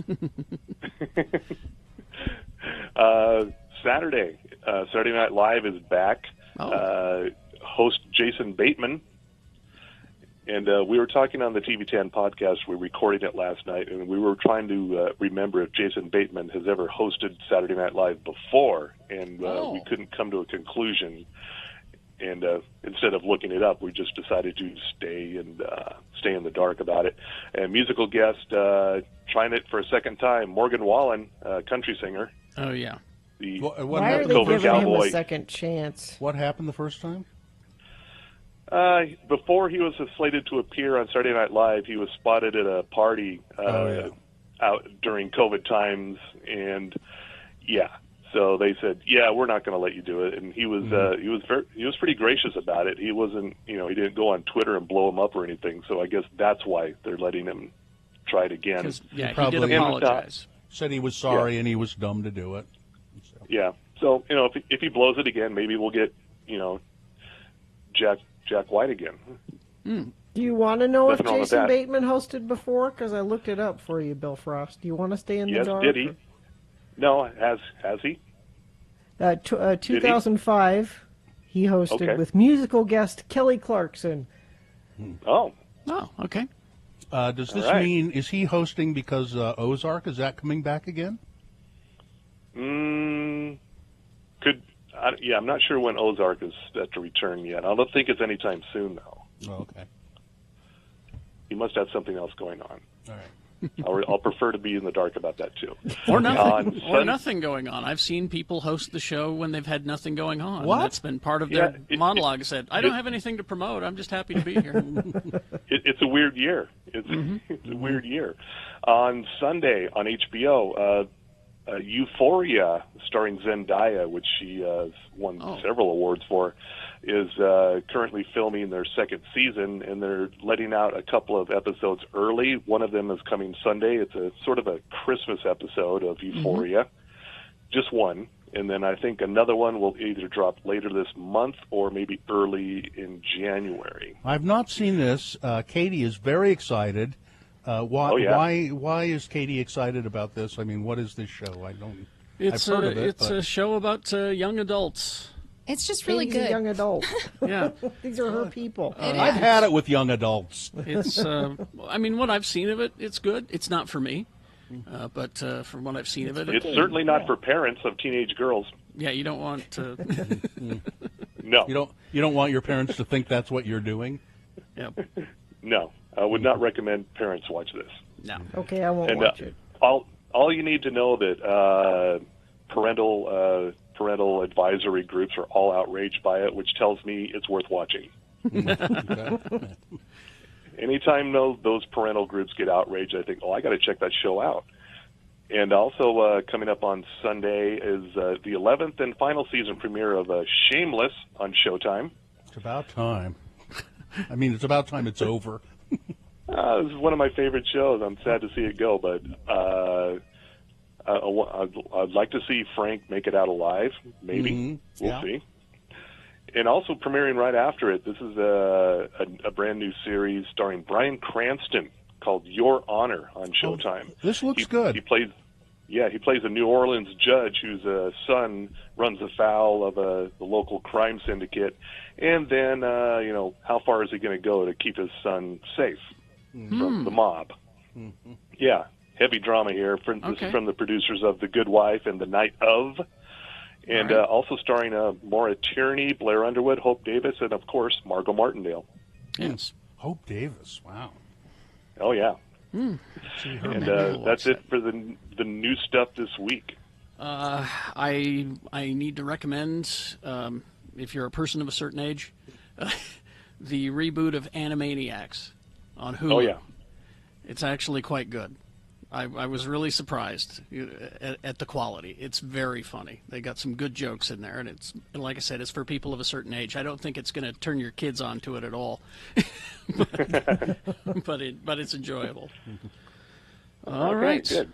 Thank you. Is that Bill it? Frost. I think that's That's it. Yeah. Yep. The Heaven's Gate, by the way, it was 39 members of the Heaven's Gate. Oh yeah. They committed suicide. They died by suicide. It was all associated with the arrival of the Hale-Bopp comet. Yes. All right. So there you go. All right. Thank you, Bill. Thanks, Thank Bill. you. Traffic, Gina, please. Yes, so I think we are much better after that structure fire. Now, 3rd West, 6 North, Salt Lake City, open both directions. So it looks like they've got that all cleaned up. Bad crash, 39th South, Wasatch Boulevard in Mill Creek. All eastbound and westbound lanes are blocked there. And a crash northbound, I-15 in Midvale. Traffic is stop and go, leaving 90th South in Sandy to 72nd South. Use caution as the traffic is slowing down rather quickly there. And what do you see? If it's safe for you to text it to us, please do 33986. Boners round 2. Here are the candidates you will be considering. Boner candidate number 1. Can we charge them all with attempted manslaughter or something?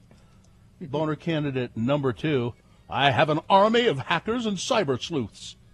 And boner candidate number 3. Well, you did it. You left your mark.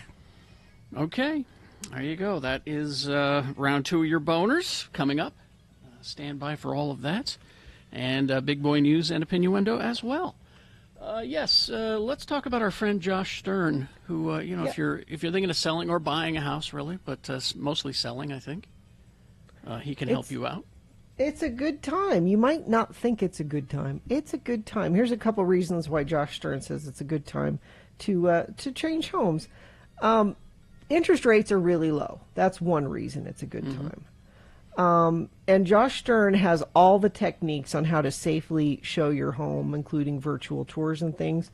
And he's got a list of buyers waiting. You're not going to have your home for sale for months and months and months and not be able to get rid of it. Josh has this figured out. Carrie and I have both bought and sold many homes over the years. Yeah, and so many people try to do it by themselves, and I just, let someone do it for you. It's just so much easier, and they know how to do it. And Josh takes all the confusion out of it. He helps you with an instant cash offer. Maybe I don't want to mess with it. I just want to get out of it. No showings, no repairs, no hassles, just cash. He can even do that.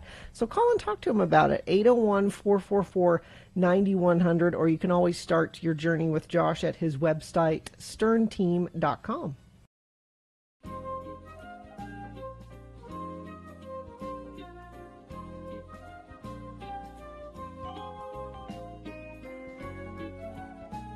So we're downtown now. We're Broadway Media. Yeah. Because our building is on Broadway. Yeah.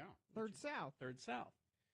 Now the mayor has taken an awful lot of time and money to build very special bicycle lanes. Yes. Here on Third. Dedicated. They're very nice. Dedicated.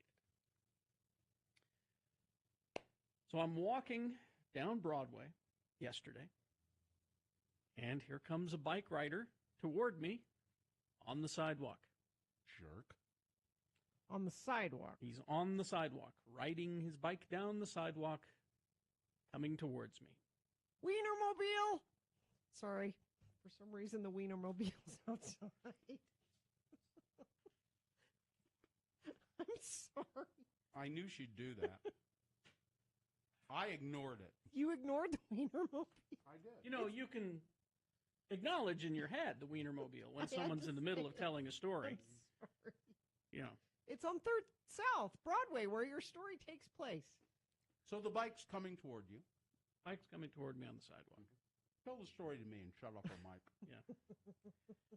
And so and this is exactly how I did it. I wasn't a jerk about it. I wasn't, hey! I never did that. I went like this. Bike lane. You could use the bike lane. Set it exactly like that. And as the guy zipped past me, he yells, F off. Hug off. I mean, why? I would think you would prefer to use the bike lane. Sure. Why would it be more attractive to drive down the sidewalk than sort of the bike lane? What could you tell? What sort of it was biker and well, he was casual, I think. Was it a hipster or was it, It was a guy? kind of a hipster. Or was it a DUI It was guy? a mountain bike, younger guy, no helmet. Not a DUI guy. No. But then a minute later, so I just kept walking. A minute later, he scoots right up next to me. Were you nervous? And I'm like, I didn't know what to think. He said, dude, I listen every morning. That was an awesome interaction. He turned around and came back. He realized who it was that he had just told to hug off. Yeah. And I went, okay. I just, the mayor spent an awful lot of time and money on that bike lane. I just thought you might want to use it, is all. Did he explain why? He rambled about how he's a passenger, he's a rider, he's a pedestrian, he just goes wherever, some sort of crazy. Oh, he's like... It didn't make any sense, and I just kept walking. So. But he turned around and came back.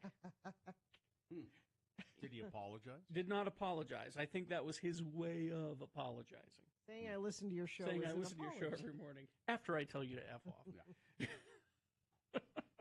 Well, I don't know. I think I might have said, that doesn't make it okay. I didn't care to interact anymore. Once he started going on about how he's a pedestrian and a passenger and all that. Doesn't make any sense.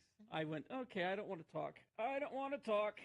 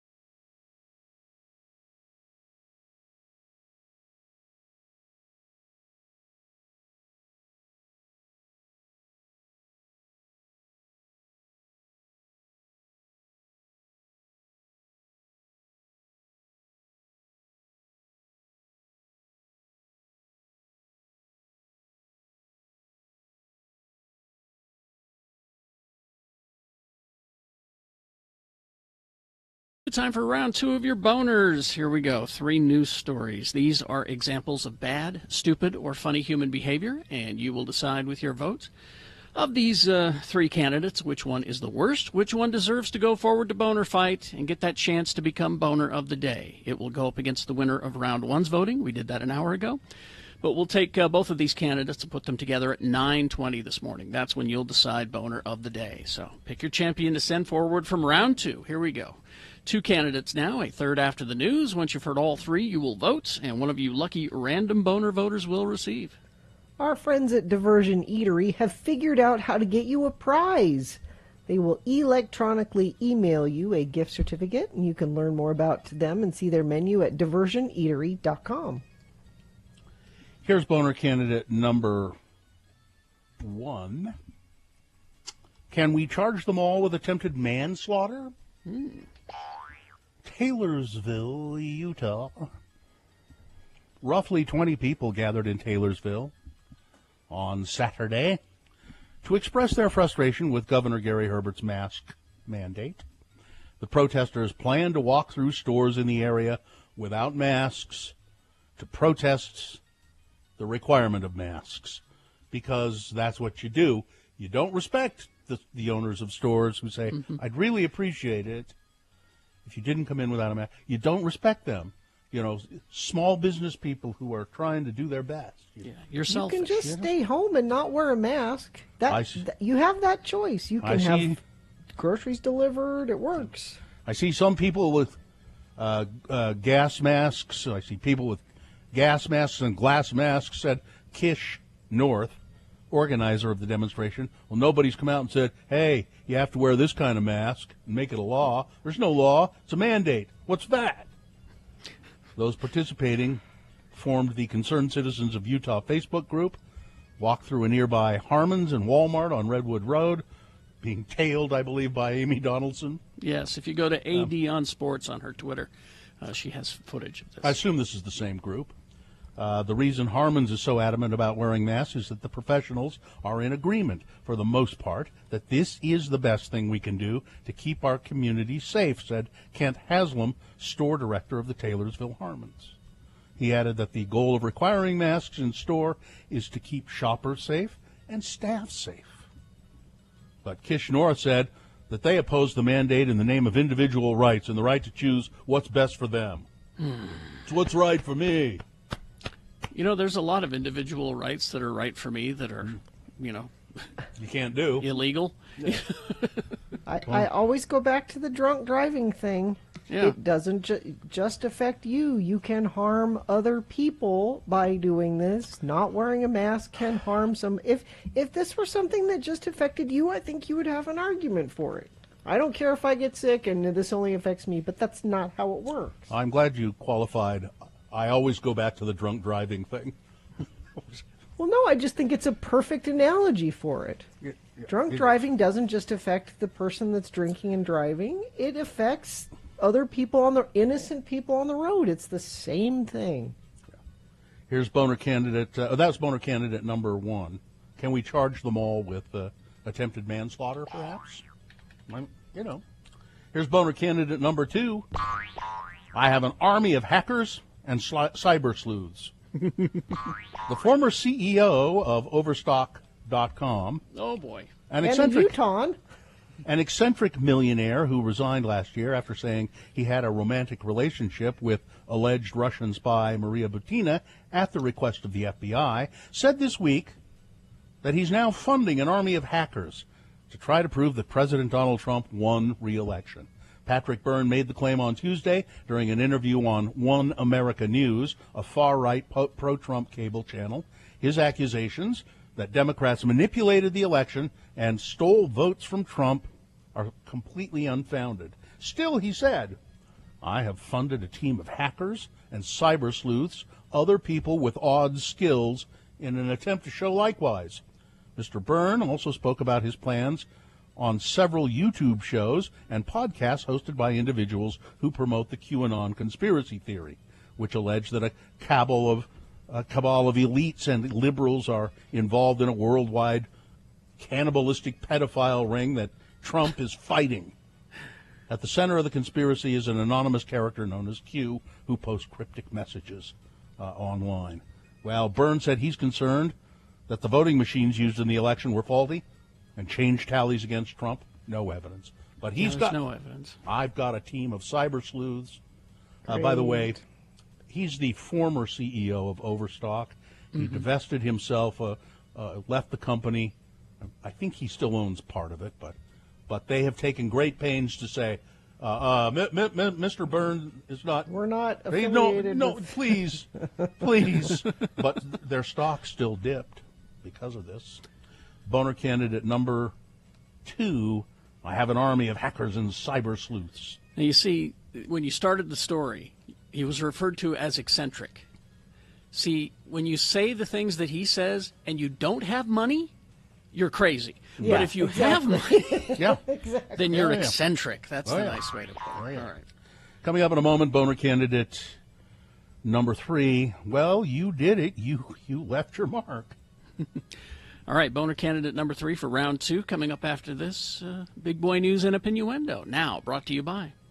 During the season of inspiration at Young Mazda, lease the new 2021 Mazda CX-5 Sport all-wheel drive for only $245 per month. See the selection at youngmazdautah.com. Young Mazda, think young, drive young. Offer OAC. George Clooney, in a new interview, a wide-ranging interview, says his marriage to Amal just really changed his life. Oh, it changed mine, too, when they got married. Well, maybe you should start cutting your hair with a Flowbee, because he claims he cuts his hair with a Flowbee. I'm calling you on that. I don't think you do that. I think it's his little joke. He's trying to be funny. Let's see, Salt Lake International Airport. one of the busiest days since the pandemic began. On Sunday, at least they were busy this past Sunday, at least busier than they've been lately. Between 13 and 14,000 passengers were expected to travel on Sunday, about half the number of travelers compared to the Sunday after Thanksgiving in 2019. While it wasn't the busiest day, it was one of the busiest since the pandemic first began. The end of the Thanksgiving holiday weekend is known for being, of course, a very busy travel time. But, top health officials are saying if you traveled on Thanksgiving, if you are one of the Americans who traveled for Thanksgiving, you should get a test today. Yeah. You're back home, but now you should probably get a test.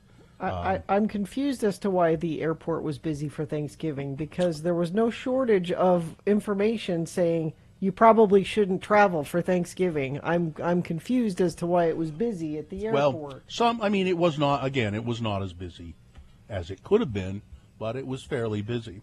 Assistant Secretary for Health, Admiral Brett Gregoire, I don't know how you say it exactly, told CNN's Dana Bash on State of the Union that it's not recommended to have a quarantine after travel unless you had a direct exposure to a person with COVID for 15 minutes in close contact. But Dr. Anthony Fauci says, you don't know. You just don't know if you've been with 15 minutes with somebody that's positive. They might not know. You were in the airport, you traveled, you did this, you did that. You don't know. You probably ought to have a test. Moderna, one of the companies making a vaccine, says that it would ask U.S. and European regulators today to allow emergency use of COVID-19 vaccine, as new study results confirm the shots offer strong protection, ramping up the race to begin limited vaccinations as the coronavirus rampage worsens. Multiple vaccine candidates must succeed for the world to stamp out the pandemic, which has been on the upswing in the U.S. and Europe. U.S. hospitals have been stretched to the limit, of course. Europe is not faring much better. Moderna is just behind Pfizer and its German partner BioNTech in seeking to begin vaccinations in the United States in December. British regulators are also assessing the Pfizer shot and another from AstraZeneca. So, here in Utah, it's not been looking good. 84 Utah schools have had COVID-19 outbreaks, and they've either closed or gone to modified schedules as a precaution. It's bad. At least 72 schools in Utah have had coronavirus outbreaks. 12 others have shifted online early to avoid one. Those 84 have all come in a span of roughly 3 months after most districts in the state reopened in August at the encouragement of the governor. The governor encouraged schools to reopen, and this was what happened. What's followed has been a lesson in what can happen, what will happen when students return to the classroom before COVID-19 is under control. Look, everybody should just stay home. Don't go to school. Stay home. We'll all be stupid on the same level. So we just got this text from our friend Marie. She said, my daughter's university in Florida made it mandatory for dormitory students to go home for Thanksgiving and not return to the dorms until January 15th. So my child has no choice but to fly home. I made her get COVID tested, she says. You remember that killing in Mexico of an American family living in Mexico? The LeBarons. You remember the LeBarons? Mm-hmm. 3 women and 6 children, all dual U.S.-Mexican citizens, driving through the Sonoran Desert when they were killed in an ambush last year. Well, the Mexican government has been trying to find who did it, and they've been making arrests. And they have apparently now arrested someone they believe. They've arrested some functionaries since this happened. Now they've arrested someone that they believe is the ringleader, the person believed to have been the intellectual architect of that attack, known as the Mute, and the 32. He is a suspected leader of the La Línea drug cartel. 2 other suspects thought to be members of the same cartel have also been arrested. La Línea is a faction of the Juarez cartel and engages in arms and drug smuggling between northern Chihuahua State and the U.S. So why did they shoot these people? Do we know? These LeBaron family members, children, they were members of of an independent offshoot of the Mormon Church. They live in Mexico. They were traveling on a remote road between Sonora and Chihuahua. It is unclear why they were attacked still, they say. Is it thought that they do business in the same area that this cartel does business, and they don't like that? Some people have said that, but there's no direct evidence. The other thing is that that they might have been mistaken for someone else, for another group. That the La Línea cartel members thought, oh, you know who that is? That's the dirty so-and-so cartel, when it really wasn't. It was this family. Fox News has reached a settlement with the parents of Seth Rich. Did you hear about that, Gary? Yes, I did. Seth Rich, Democratic aide whose unsolved murder became fodder for right-wing conspiracy theories about the 2016 election, reached a settlement on Tuesday with Fox News, whose coverage linked Mr. Rich, with no evidence, none, to email hacks that aided President Trump's 2016 presidential run. Joel and Mary Rich, the parents of the murdered aide, had filed a lawsuit against Fox in 2018, accusing them of extreme and outrageous conduct in coverage of their son's death. They don't know who killed him, but the best theory is that he was mugged. He was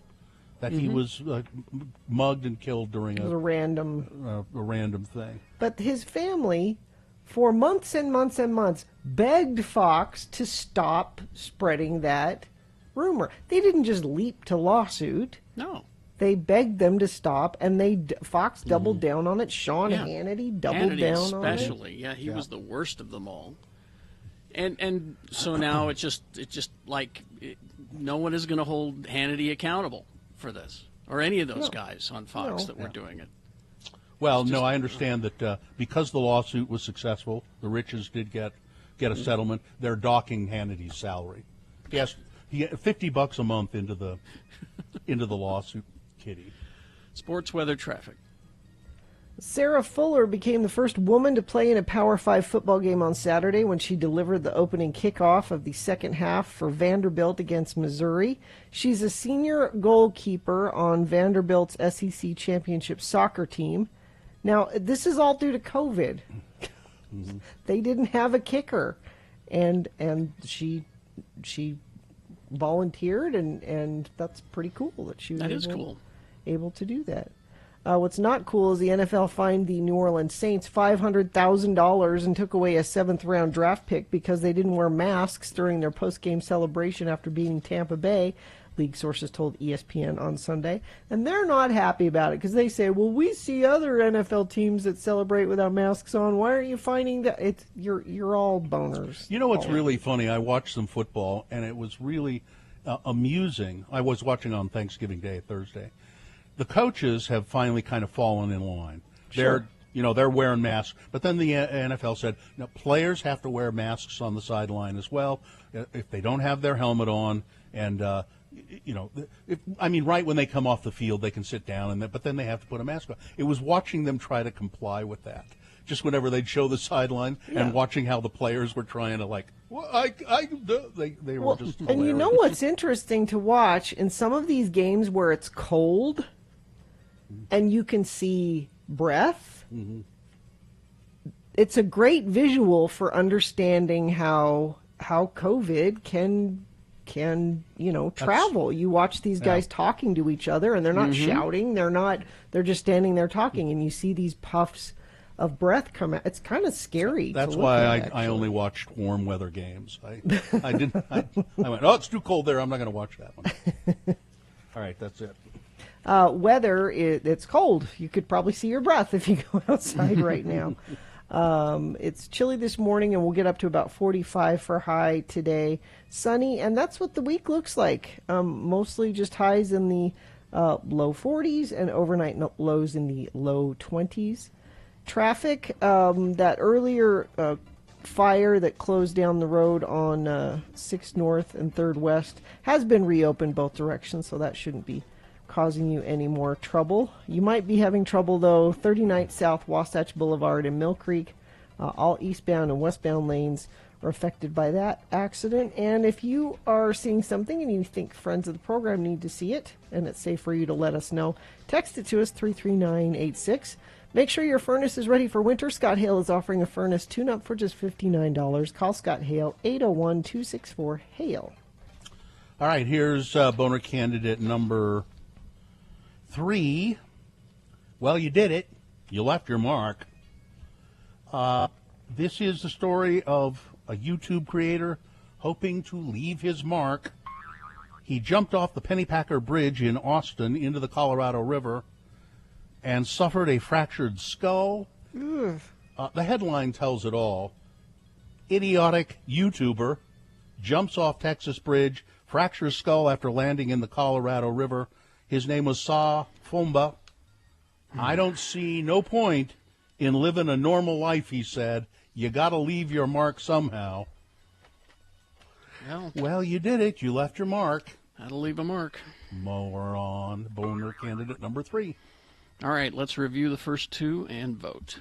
Boner candidate number 1, can we charge them all with attempted manslaughter? This is in Taylorsville, a group of anti-maskers. We're going to walk through Harmon's and Walmart not wearing masks. We'll show you. Boner candidate number 2 was, I have an army of hackers and cyber sleuths.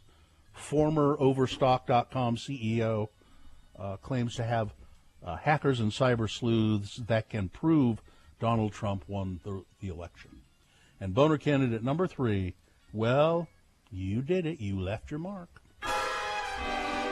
All right, here we go. This is round 2 of your boners. You've got to decide of these 3 candidates, which one is the worst, which one should go forward to boner fight to possibly become boner of the day. If it wins here, it'll go up against the winner of round 1's voting. We did that an hour ago. But we'll take both of the winners and put them against each other at 9:20. That's when you'll decide boner of the day with boner fight. Okay? So here we go. Send someone forward from round 2. 1, 2, or 3. Remember your candidate number, the one that you think should win, and put that single digit in the message of a text. Text that to 33986. Or you can call the producer's booth in Salt Lake at 877-602-9696. Use your voice to vote. Or go online, x96.com. Look for the box that says Boner Voting November 30, 2020, and vote there. If you don't see that box, refresh. It should appear. You have until the end of these messages to do so. This is round 2 of your boner voting. Stand by for all of that. Okay, ranlife.com. Yes, RanLife. I've done a couple of refinances with RanLife, and they are running a holiday special that you really, if you've been thinking about doing the refinance, and I don't know why you wouldn't do this, but they're running a special for X96 listeners. Right now, through Christmas, RanLife will credit your appraisal. That's up to $400 if you're refinancing or purchasing a home. You have to get an appraisal to do that. So they will credit your appraisal up to $400. Refinancing and purchasing as well. Even if you're with a builder who's offering an incentive, call and see what RanLife can do for you. They have a new build incentive that can credit up to $5,000 in closing costs, depending on the purchase price of the home. How it works is even if you're thinking about refinancing or you're under contract to buy a home, call RanLife. 801-478-4500. 478-4500 and say, hey, Bill Allred, X96 told me this was a great thing. Talk to me. That's it. The music starts when Radio from Hell ends. A 1-hour non.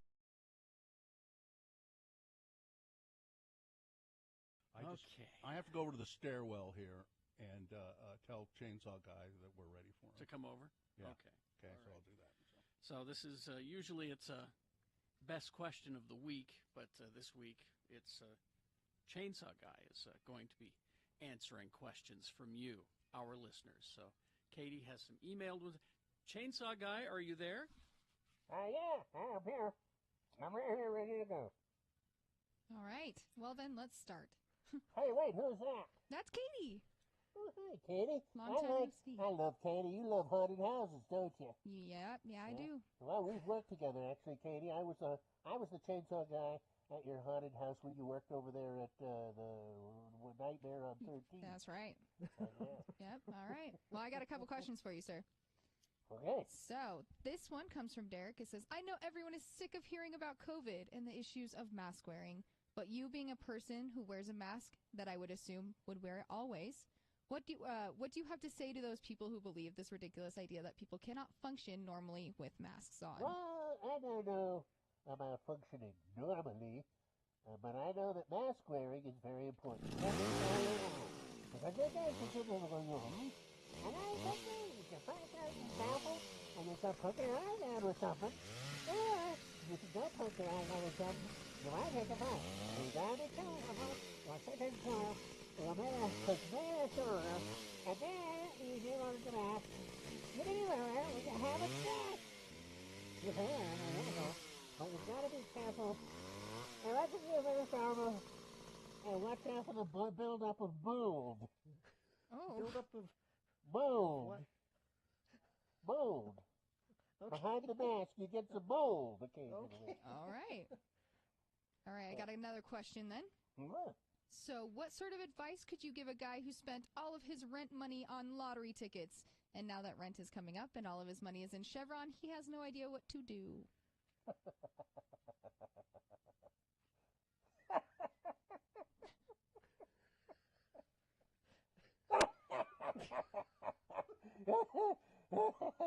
Tough. Next question. Next question. Next. I don't have anything to say like that. Come on. You don't have anything to say about that? No. That's it? You got to build up a mold. All right, final question, sir. Okay, I'm ready. Wait a minute. Do you have a favorite chili recipe? Do I ever?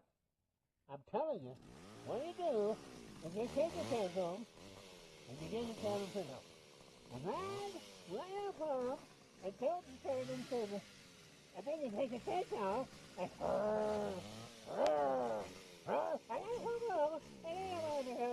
and you figure, my favorite recipe is that close home, and then you take a bag of freedom, and then to home, and then it's a Denison's.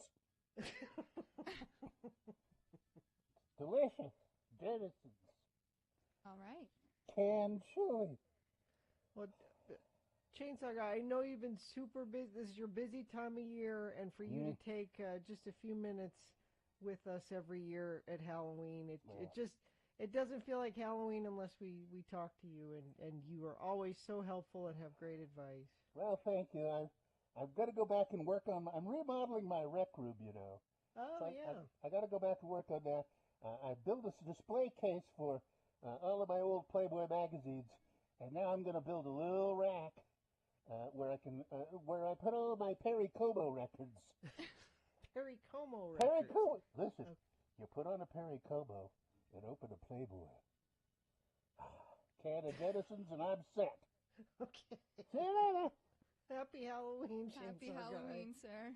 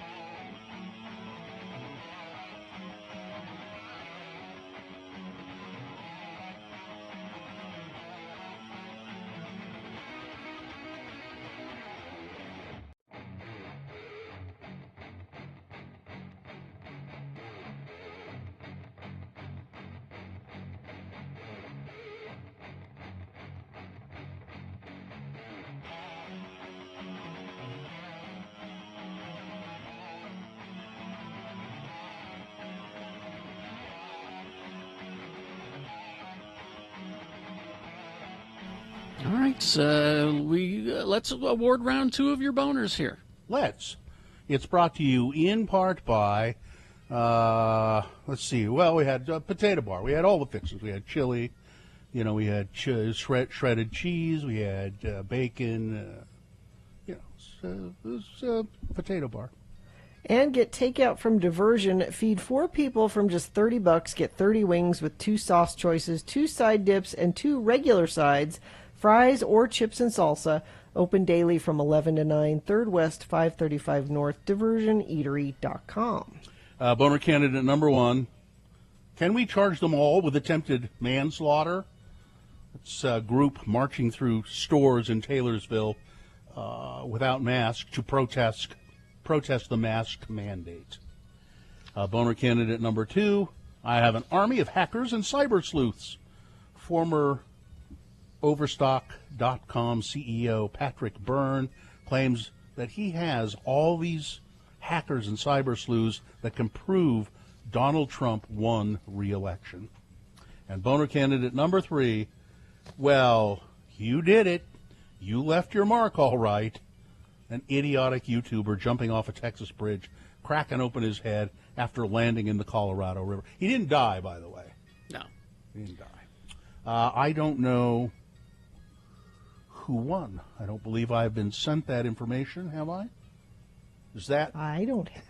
I know who I want to win, but I don't believe I have the information as to who won.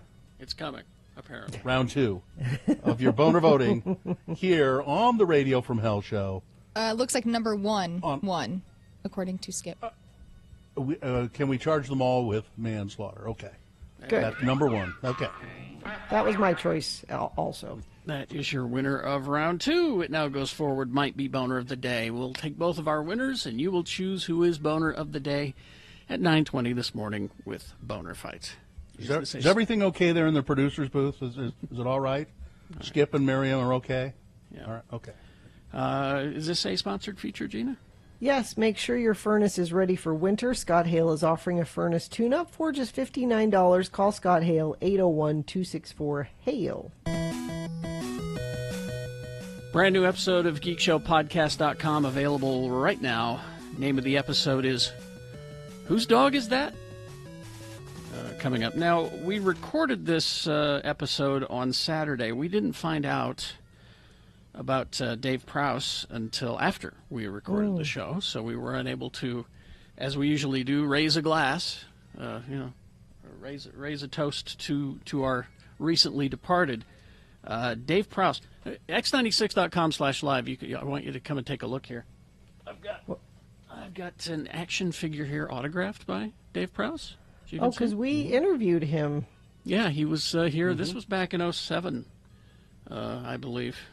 I wrote this. Yeah, 07. Yeah. So there's that. He was a nice guy. And then I got my Don Post Studios Darth Vader mask on display here behind me. I bought that in '78. It was a whopping $30, which was a lot of money in that '78. Yeah. And I remember because my husband and I were talking about this last night about his health. And so in 2007, when we interviewed him, he was in a wheelchair then. Yes, I think you're thinking of Mayhew, weren't you? Because they were both there. Yeah. He wasn't in a okay. He was not in great shape, but he was not in great shape. He was 85, but Yeah. he just had a short illness and died. Dave Prowse, who is not the voice of Darth Vader, he's the guy who wore the costume, but he was in a lot of stuff. that explains it.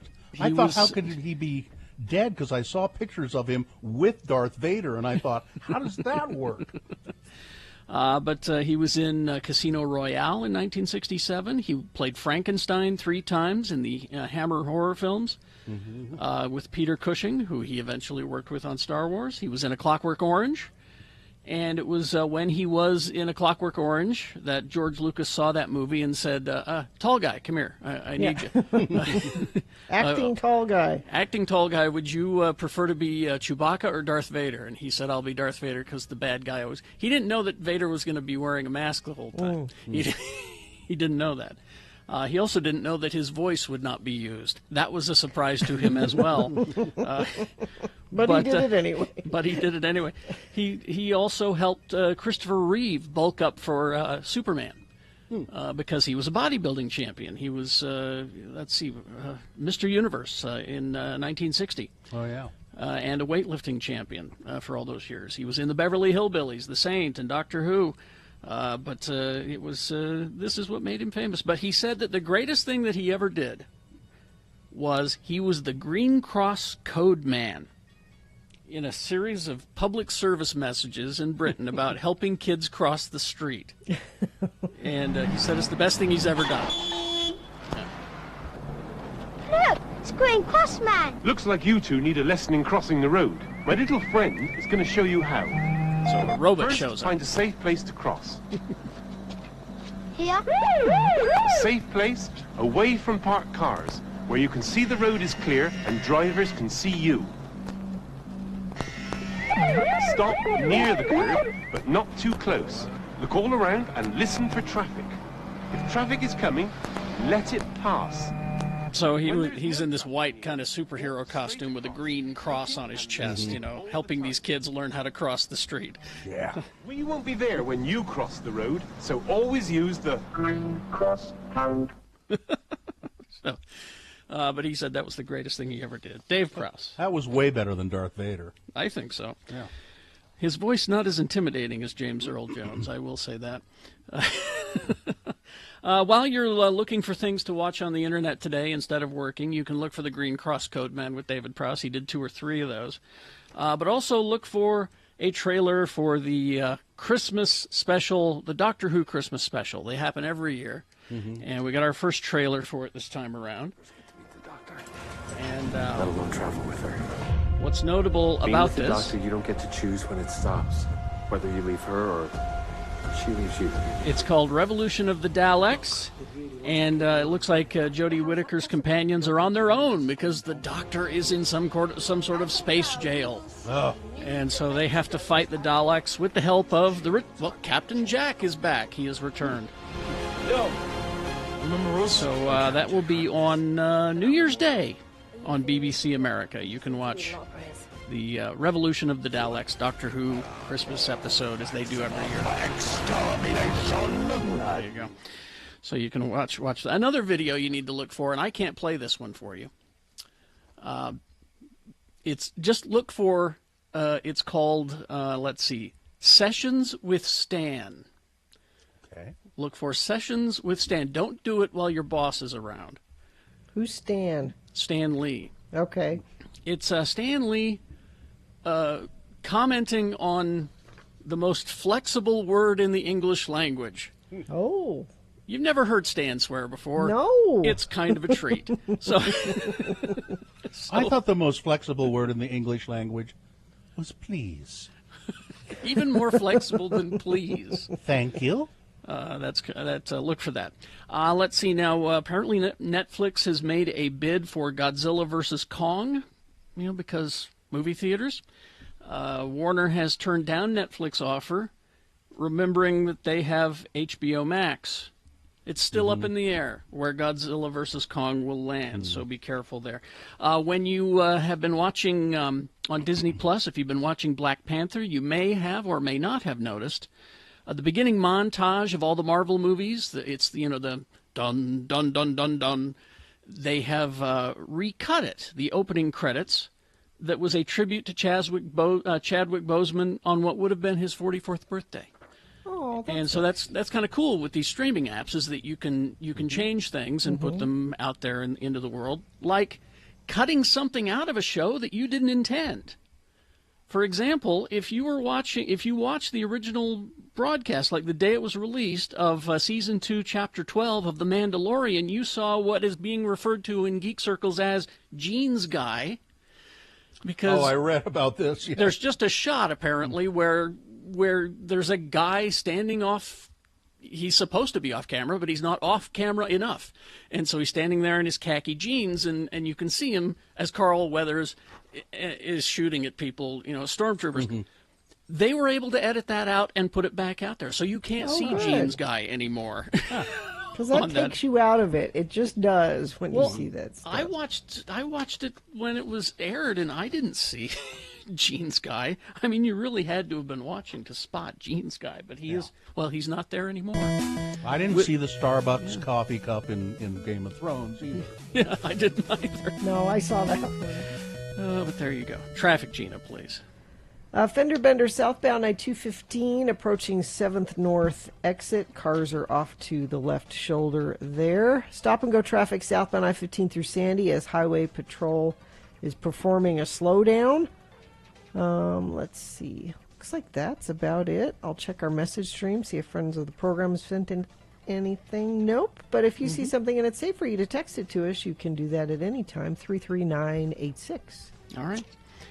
We will take a break. We will be back. Boner Fight is on the way. Stand by. Also a reasonable amount of news. Hoops Vision Correction, HOOPES Vision.com. You know, yeah. 2020, it's been crazy. It's been crazy. But Hoops Vision will help you out and spread some cheer. The gift you've been waiting for, $500 off each eye with life-changing LASIK at Hoops Vision. So think about it. If you had 3 eyes, that would be $1,500. But most of you, I think, only have 2. So up $1,000 off a LASIK procedure. I think that's incredible. Hoops Vision great doing deal. that. Yeah. And Carrie can tell you the difference not having glasses makes. I just don't, I didn't think that it would be that much of a difference until I underwent the procedure. And I didn't realize how often I reached up to my head to touch and adjust my glasses and the contacts as well. What a pain. Remember, Hoops Vision has flexible spending accounts or financing options, I should say, and you can use your flex spending money at Hoops Vision. Give them a call, 877-30-LASIK, or go to hoopsvision.com. So the other day, my husband makes a pronouncement.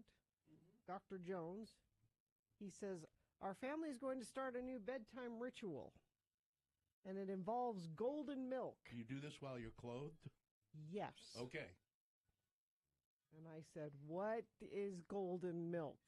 Now, I've heard of it, and then you brought it up yesterday, and so I looked it up, and I bought the ingredients for it yesterday. Because it sounds delicious, doesn't it? Golden milk is a traditional Indian drink that has its roots in Ayurveda, health practices, ancient healing, a blend of hot milk and ground turmeric.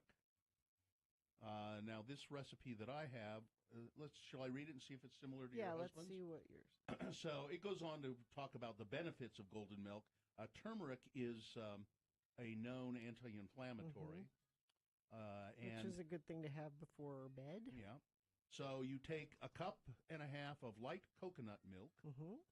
Canned is best, but carton works fine, that says. 1.5 cups of unsweetened plain almond milk. 1.5 teaspoons of ground turmeric, a 1/4 teaspoon of ground ginger, or fresh if you would care to do that. There's a way to do that. 1 whole cinnamon stick, 1 tablespoon of coconut oil, and a pinch of black pepper. Then sweeten it with anything pretty much you like. It suggests here coconut sugar, stevia, I guess stevia is like non-caloric. Yeah. Or maple syrup, which sounds kind of good to me. We did honey with ours. And then you just put it all together in a pan and heat it up and then drink it. And a twist of black pepper, which sounds kind of weird. No, that's what I read that. Yeah, to finish it on black on the pepper. top. Sounds And good. It's so you've bought it. You haven't made it yet. I bought all the ingredients. I was going to make some last night, but I didn't do it. It was delicious. However, it has turmeric in it. Yeah. Which stains everything it touches. Yellow. And I said to Mohammed, you have to drink this at the counter. You can't carry it into the living room. You can't take it to your room. Yeah. Your golden milk has to be. And he said, well, I want to go sit by the fire. And I can see what, because, you want to sip a little hot drink by the. No. You have to sit. And so did he? He did. Okay. And managed to stay in things anyway. And we all finish our golden milk, and we all liked it. There's something about it's the old thing of having a warm milk before bed. This It is says just here it's creamy, comforting, coconutty, and it has a ginger-infused, slightly spicy and sweet flavor. It's delicious. But I looked at all of our cups after. Yes. And they were all orange. No, you need to use black cups.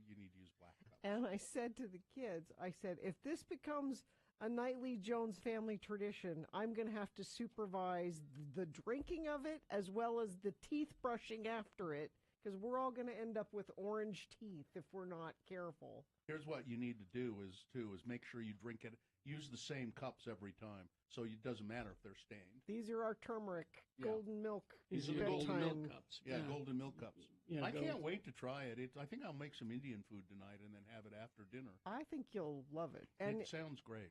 I actually took mine and had it in the bathtub and sipped it. I told you have to have it at the counter. You cannot take it to the bathtub, as nice as that may be. Yeah. No, it was.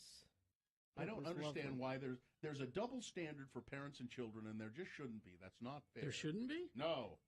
I paid for all the things in the house. If I spill turmeric on them, I paid for it. If my kids spill turmeric, it's been a long-standing rule. If you spill turmeric on something, you pay for it. You turmericed it, you bought it. So that's on a day like today when it's kind of snowy and overcast, just think of ending your day with a nice cup of golden milk. Just look up golden milk. You'll find any number of recipes for I've it. just come to the conclusion that your husband is a hippie that showers regularly. Yes. He is. Are you sure about the showering yes. thing? He is.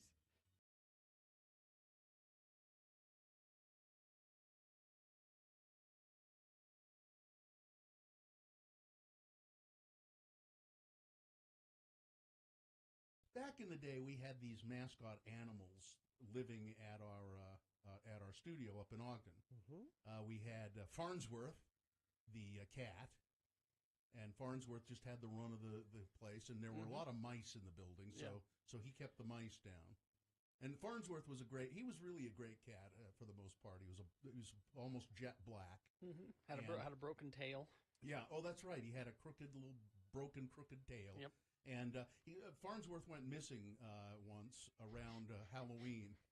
And Very nervous. And our owner was certain that the Satanists had got him. Well, sure. You know what? The Satanists have got him. We got to make sure next year we keep him in if we find him. He did turn up, but he was fine. And then I don't know whatever happened to Farnsworth. I think he finally just they don't went live off. forever. Yeah, I think he just finally went off somewhere. And I think once the sale happened, I think Tom took Farnsworth home. Oh, did he? Oh, yeah. Maybe you're right. Because I know that the a-hole from El Paso didn't want the cat around. No. So, it works better alliteratively if we can really say the word. Yeah, I know. From El Paso. But, the nation is 9 years old, so I can't. Yeah. So just say that to yourself in your head. It sounds better. I did. It's there. But anyway, back to this little horse. And then, so the other animal we had was a burro. For some reason, we thought it would be a good idea to adopt a burro from the Grand Canyon. And those wild burro, and the BLM had these programs where you could adopt a burro. And so we went and we adopted this little burro, and we named him Buster, and he was the KJQ burro. No, that's not the right picture. No. They don't know They assume that I'm talking about animals. That's an animal picture. That's for later on. Different animal. Yeah. Did you have a picture accompanying the story? No, I did not. So anyway, we adopted this burro, Buster, and he was a donkey. And it is true what they say about donkeys. They're stubborn. They're the worst. Yeah. And he was we thought it would be fun to take him around to events. Well, it wasn't. No. Because he was stubborn. We had a horse trailer that the owner of the property had that we could use. But to try and get him into the horse trailer was just almost impossible. Because he didn't want to go. Of course. And you could pull on him, and he would dig himself in, and he just would. But so one year we're having this parade. I think it was the Thanksgiving Day parade. It was the Christmas parade on the day after Thanksgiving in Ogden. I think they still do it. and that's when Santa comes right after Thanksgiving, and they have this little parade. Anyway, so we're going to take Buster and have him be in the parade. Or maybe it was the 24th of July parade. I don't remember. Yeah, it was. It was the 24th of July parade. So we finally get Buster in the trailer, and we take him up to Washington Boulevard, which wasn't very far, and we park the trailer, and we open the back door of the trailer, and Buster, the burro, is like almost upside down with his feet sticking in the air. Now, we didn't know anything about it. Like, he wasn't tied in properly or something. And so he's upside down, all four legs sticking in the air, and I go, Tom goes, "Oh my God, he's dead! He's dead!" And he did. He looked like he was dead. His eyes were glazed over. His tongue was hanging out. Well, there was this cowboy who was there, because he was going to ride his horses in the parade, and he came, "What's going on here?" And our burro is dead. And the cowboy looks in there and he goes, "Hell, he ain't dead." And he grabbed that burro and just dragged him out of the trailer, and Buster kind of staggered to his feet. He's fine. He's fine. He ain't Walk dead. it off. Cowboy up. I mean, and we, it's just like he said, when you take him home, you got to tie him in there so he doesn't fall down. Oh, because they're dumb. Well, and we thought he could just stand there and balance. No, no. So that he could have been hurt bad. Yeah, he could have. Yeah, I mean, he did look dead. I mean, I think his tongue was hanging out, and if he'd stayed like that, he probably would have died. But the cowboy, "Oh hell, he ain't dead." and then so we walked him in the parade.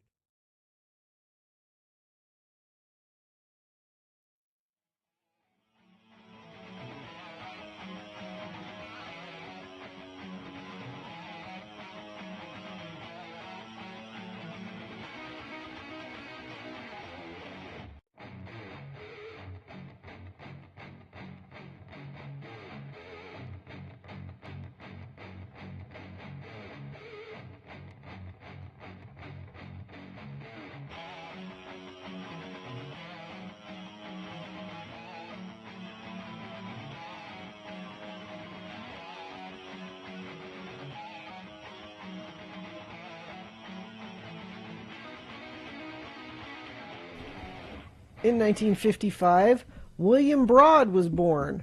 Well, who is that? Well, I know who that is. William Broad. Yeah. Billy, that's his Billy name. Idol. I didn't know that was his real name all this time. William, was born. There you go. Who turned out to be, after meeting him in person after all these years, interviewed him on the phone a few times, but when he came, it was just a couple of years ago. Just a few years ago, he had his new to the his complex. new thing out. Yeah, and did a whole meet and greet for us, and hung out, and he was just about as nice as you could be, and smart and funny, and obviously very grateful to have had the career he has. Yes, and still sounds good. Yeah. Well, his new record that what was it just a few years ago wasn't bad. It wasn't bad. How old is he again? Let's see. He was born in 55. Okay, all right. So he's 65. 65, yeah. Yeah. I'm really excited to. I was worried about not being able to get fudge from my usual sources, but apparently I can get your fudge usual online. Fudge well, source? I like to go around to holiday boutiques, and buy my Christmas fudge. And, but since normal fudge tunnels have been closed these years, yeah. That's true. And but apparently I can get my holiday fudge, and I'm hoping Pinoche as well. Online fudge, I think is. But is it local fudge? Yes. Because you want the local fudge. I think there's a way I can get local fudge online. That's what I'm hoping. But I like to go around to the holiday boutiques, and I'll buy some thumbprint cookies and holiday fudge. Do you like nuts in your fudge, or are you just straight ahead fudge? I like corn. I'm sorry. We're just going to leave you hanging there on that one. Yeah, We're I'm just gonna sorry. let you- I don't know. That was terrible. I'm just sorry. gonna let you There's No, a I- body in the street, and we're walking away from it. That's just No, nuts, nutty fudge. Nutty fudge is okay. Yeah, well, just don't overdo it with the nuts and the fudge. But I don't understand fudge. You've been going on and on about it, and you don't get it? I don't understand it. It's like you're eating a giant square of frosting, yeah. right? I mean, It's for people who don't like brownies. yes. You can't eat a lot of fudge. Fudge is like a it's like that much. Side you know. tiny. It's like a mouthful, and Yeah. that's all you need. There's fudge in the Biden White House. There, yeah. Let's see. Well, I gotta You mean there find will out. be? Because There there's not a will Biden be. White House Well, yet. in the cabinet. There's the promise of fudge. There is fudge in the cabinet, in Biden's cabinet. There's a director or secretary of? Marsha Louise Fudge. Oh, okay. She's an American politician. She's in the House of Representatives, but I think she's been asked by Biden to be Agriculture Secretary. Well, that's perfect. Although Fudge for isn't agriculture. something you farm. Well, No. in my case, it is. Well, no, it's mined, isn't it? So, Yeah, got a fudge mine. mining for Yeah, fudge. you drill for it sometimes. In the fudge caves. You can either drill for it or mine for it. Oh, there's a cave. There's caves. There are fudge caves, yeah. Yes. Those are very, very rare, but that's natural fudge. It's hard That's the best kind. hard to Are we find. done yet with this? Well, and they have the special containers called fudgeware that they pack it in, and that's all I'm Okay. saying. Now, about that. now we're walking really away done. from the body that you are in Yep. the street. I am out. I make one corn comment. I'm out. Mine was a little bit more subtle. All right, Yeah, sure was. it was. All right, we will take a break. We'll be back. Boner fight on the way. Reasonable amount of news. Stand by for all of that. Gina, Lim Jewelers. I love these guys. It's a family-owned company. They've been around for years and years and years. When you go to Lim Jewelers, 574 East Fort Union Boulevard in Midvale, you are going to encounter a Lim. That's their last name. And they all work there making custom jewelry, beautiful jewelry. And they are still celebrating Small Business Saturday. Even though Saturday's past, we're celebrating small businesses. Don't buy electronics for the holiday. Make it memorable this year with a bauble, bangle, or bracelet from Lim Jewelers. Small Business Saturday is not just November 28th. It's running all the way through December 5th. It's the only sale Lim Jewelers has all year, and it's a good one. You can save 30 to 50% off with a few exclusions. Make someone's eyes light up with a gorgeous piece they can cherish all year long. Inventory can be viewed on their Facebook page. You can check it all out there, or you can get something made, custom-made jewelry. Really surprise someone this year with a gift from Lim Jewelers, limjewelers.com. It's time for Beat Gina, the game show that always assures there's a peaceful transfer of power. When the game is decided, you can be sure that Gina will peacefully hand over a prize, deserved or not. So join in the fun, and don't worry about losing your precious game show democracy when you listen to Beat Gina. And now, here he is, the defender of game show democracy, the host who fights for the truth, the justice, and the game show way. He won't let the show fall into chaos. No, he's the one, the only, Kerry Smilin' Jack Jackson. Oh, thank you, Johnny. Thank You're you so much. Good to have you back. It's good to be here. Well, It's let's good to see. be anywhere. Good to be above ground, as Yes. my uncle used to say. All right, we do have a contestant on the phone. We tossed a coin off air to determine that Scott will be our contestant. And Scott, are you there? I am here, thank you. All right, Hi, Scott. Scott has promised to go to Moochie's as much as possible. Excellent. Have Philly Good cheese. choice. It's not much of a sacrifice. we all do our part in this desperate time. Get the Philly cheesesteak. yeah. Get the Philly cheesesteak egg rolls there. I will try that. I've never had that before. All right. We will toss a coin now to determine who goes first in this game, Scott. It gives you an advantage. Call it heads or tails. Heads. Heads. Coin toss app says it is heads, as you can see. All right. I think that means you go first. That means you have an advantage in the game. This first question is yours alone to answer correctly. If you do, you get a point. If you get it incorrect, Gina then gets a chance to answer it and steal your point away. We'll then go back and forth until somebody has 3 points. So, Scott, Shaun of the Dead trivia.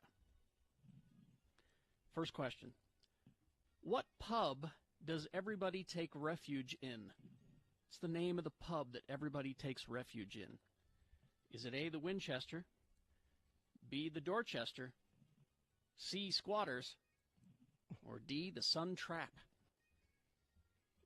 I'm going to go with A. That would be a good choice. Thank you. It's 1-0 for Scott. Now let's test Gina's knowledge of the wonderful comic zombie movie Shaun of the Dead. It's her turn to answer. Gina. Yes. Nick Frost plays a character named Ed in the movie. Yes. What is written on Ed's T-shirt through the length of the movie? Is it A, I'd rather be Russian than a Democrat, B, I am drunk, C, I got wood, or D, the word boner with like 2 robots on it? B. I am drunk? Yes. That is incorrect. Really? Scott. Chance to steal. Scott, what's the answer? C. I got wood is correct. It's 2-0 for Scott, and in what may be a clean sweep, Scott controls the question with his dominance of the knowledge of the wonderful comic movie Shaun of the Dead. It's better to be lucky than good. All right. Scott, what crazy thing does Big Al believe? What crazy thing does Big Al believe? A, that there's a secret basement under Comet Pizza. B, dogs cannot look up. C, cats can secretly talk. Or D, COVID-19 is a hoax. I'm going to go with B. I'm not sure about this one. B, dogs cannot look up? Uh-huh. That is correct. Scott, you win the game. Wow. Not only are you going to enjoy delicious food at Moochie's, meatballs and more, you win a Radio from Hell tote bag. To put all your sandwiches in. Your totes and sandwiches and egg rolls. Egg rolls and all that. Congratulations, Scott, and for helping transfer power peacefully here on BG. Oh, no problem. It's nice to finally meet you, Johnny. All right, Scott. Thank you. Hang on the line. Johnny fan. Hang on the line. I'll put that down as one fan. Hang on the line, and we'll get your information there, Scott. Thanks.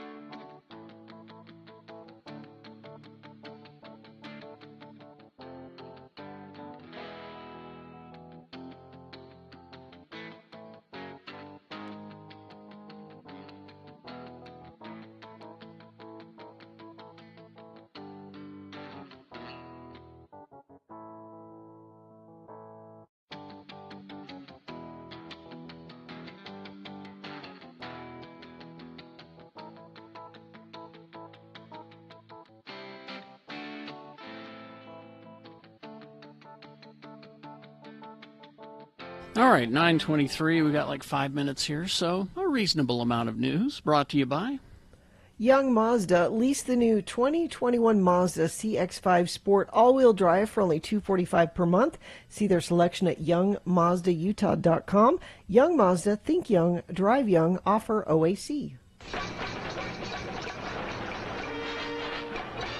Well, Joe Biden's wife, Jill Biden, Dr. Jill Biden, is apparently very, very protective of her husband, Joe. She has fended off protesters who made a run at her husband. She's moved him farther from reporters during the coronavirus pandemic. She supported his presidential ambitions again and again, except in 2004, when she deployed a novel messaging technique to keep Joe from running for president in 2004. No, Jill Biden, then clad in a bikini, wrote in Sharpie across her stomach and marched through a strategy session in which advisors were trying to talk her husband into challenging the Republican incumbent George W. Bush. So she put on a bikini, wrote no in Sharpie on her stomach, and walked through the strategy meeting. Well, it worked. I guess it did. He did.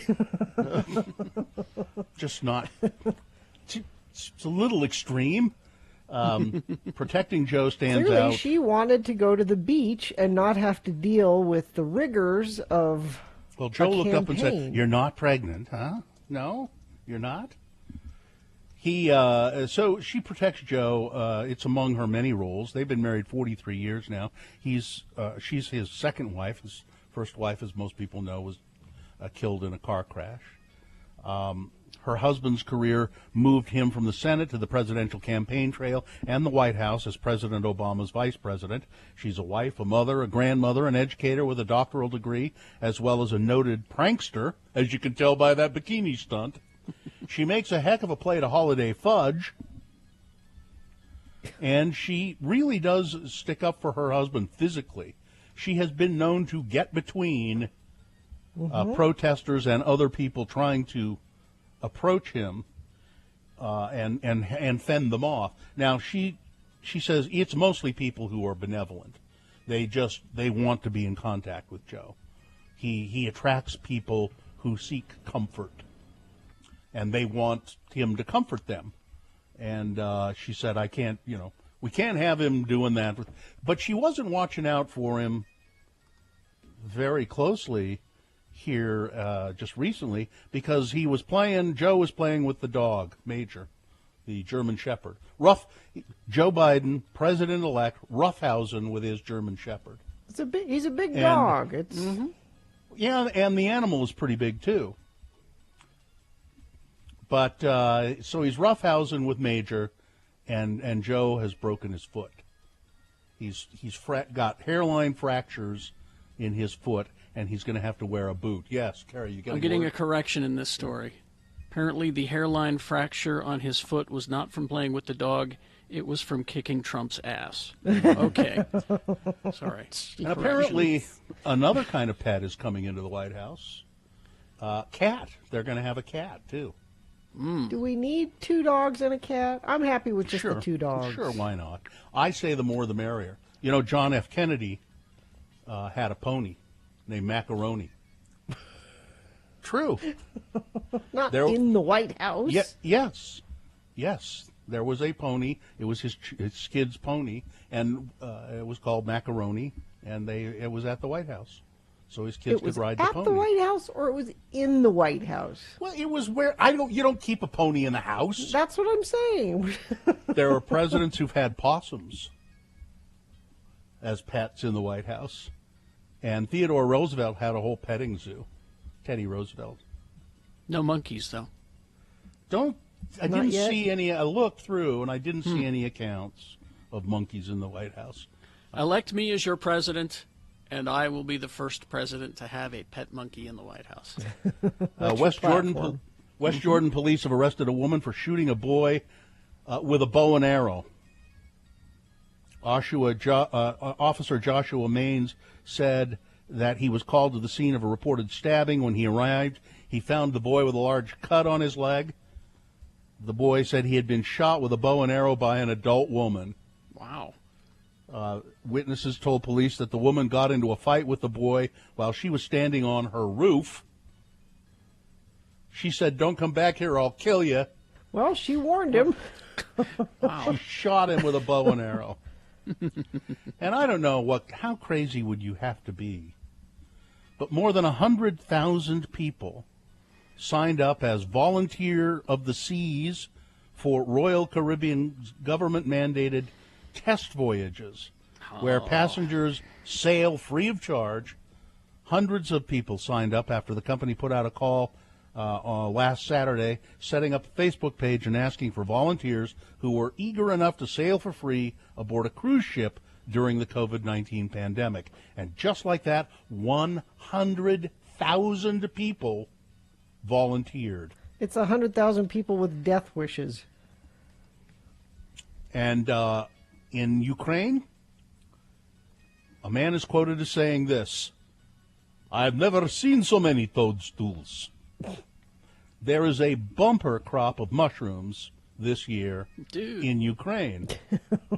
Valery Kravchuk is a seasoned mushroom hunter, and he says, "I know how to find the mushrooms. They are like magnets for me. I feel them," he said.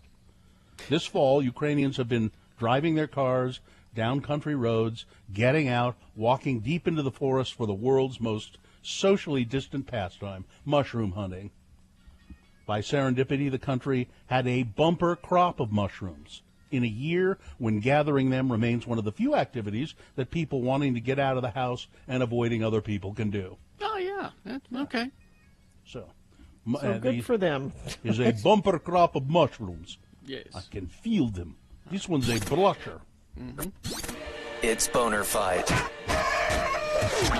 with Radio from Hell on X96. All right, the winner from round one going up against the winner from round two. Round one's winner back in the 7 o'clock hour. Way to go, art lovers. The BLM said that vehicles traveling to visit the so-called monolith went off designated trails, which is illegal. The installation itself was illegal. They had to cut into rock to mount it. There was trash everywhere. By the way, that monolith, if you didn't hear, has been removed, and nobody knows who removed it. At least no one's saying who removed it, although the BLM said we didn't remove it.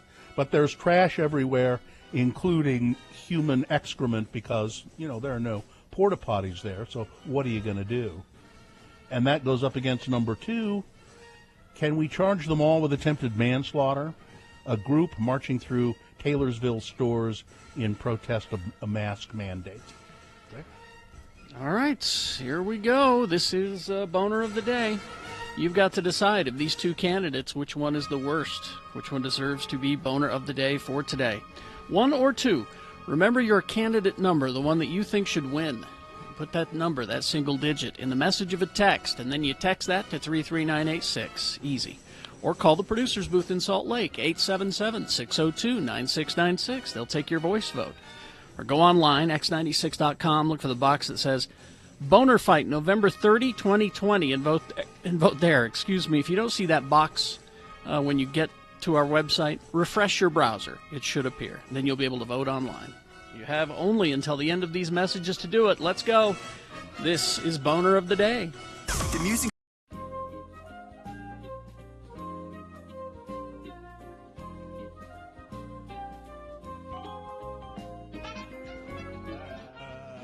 And now, it's time to play the game that everyone wants to play.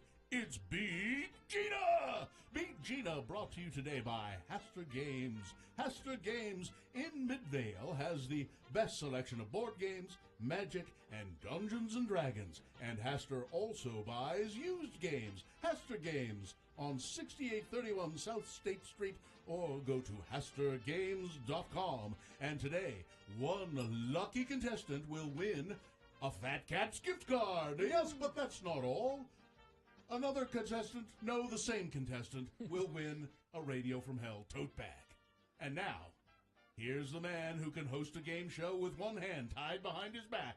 He's so good, he can host 2 game shows at the same time. Wow. When you look in the dictionary for the words game show host, you will find his picture, and you will swoon. Wow. Here he is, the man, nay, the legend, Kerry Jacksboy Jackson. Thank you, Johnny. You're welcome, Although Kerry. I think you're just taking Wikipedia entries about Wink Martindale and using them for me, right? Oh, no. Wink Martindale doesn't cast a shadow like you do. All right. Well, thank you. You're welcome. How we pick the contestants, you ask? Well, it's easy. We determine, based on the prize that they're going to give Gina, if she beats them at Scary Movie Trivia. So, line 1, Gina is offering you a Greek gyro meal. Ooh. Okay. I don't know whether it's prepared here or no, there's no if specifics. it's transported. Okay. Doesn't say. Line 2 is offering you Halloween cookies and wine. Okay. And line 3 is offering you Lehigh Bakery donuts. I've never had the Lehigh Bakery donuts. Oh, they're very good. Okay, we'll go with that. Is that what you Johnny. want? Sure. Going with Lehigh Bakery donuts with Brad. Brad is who you will be playing against today. Brad, are you there? Oh, hang on. Brad, are you there? I'm here. All right, good. Thank you, Brad. I was doing some work during the commercial. All right. We toss coin to determine who goes first. It does give you an advantage in the game. Heads or tails? Tails. All right. Coin toss app says tails. That means you go first, Brad. Are you feeling confident, Brad? Very confident. Oh, All right. okay. These trivia questions prepared by Katie, I would think. No. No? Okay. Hawk. Based on the Scary Movie franchise. Okay. Which were the parodies of the Scream movies and a whole bunch of other horror movies, and so it's based on those. So Okay. here we go. Brad, your question first. Multiple choice. What is the name of the high school that Cindy goes to in the first Scary Movie? Is it 1, Shadyside High School, 2, Serial K High School, 3, Dead Bodies High, or 4, B.A. Corpse High School? I think it's A. Shadyside? Incorrect. Shadyside. Gina. B.A. Corpse. B.A. Corpse is correct. It's 1-0 for Gina, and I don't think I'd like to go to that high school. Gina now controls the question as well. Gina. Yeah. What did Cindy type on the computer to summon the police? What was her message to call the police? Was it 1, the killer's in the house, 2, white woman in trouble, 3, can you bring some donuts, 4, I've fallen and I can't get up? White woman in trouble. Wow. That's 2-0 for Gina, a commanding lead. But, Brad, you have a chance to climb back into the game. Brad? All right. What is the book that Cindy is reading? Is it 1, Harry Pothead, 2, Board of the Rings, 3, The Gay Gatsby, or 4, The I'm Really Hungry Games? The Gay Gatsby. Incorrect, Gina. I don't know. You wanna A. A, Harry Pothead? Yeah. Oh, that was a total guess. Well, Gina sweeps the game. Wow. Brad almost didn't get a chance to say anything. And now you'll be I guess I gotta enjoying... go rewatch those movies. Yeah. You'll be enjoying delicious Lehigh Bakery donuts, and poor Brad will go home empty-handed. People should expect me to do that again. That was a That may special- never happen. No. You whipped him like a souffle. Hang on, Brad. All right. I'm going. Goodbye. You're just out of here? Yes. You can't leave until I turn the music down. Oh, you're right. I can't. It's I'm like- trying to. It's like a Doctor Strange spell. I'm trying to, but I can't leave. Tell me the truth, Gina. You guessed on all of those. Totally guessed. I knew you didn't see those movies. I just knew it. Okay, Johnny, you're free. Thank you. You're released.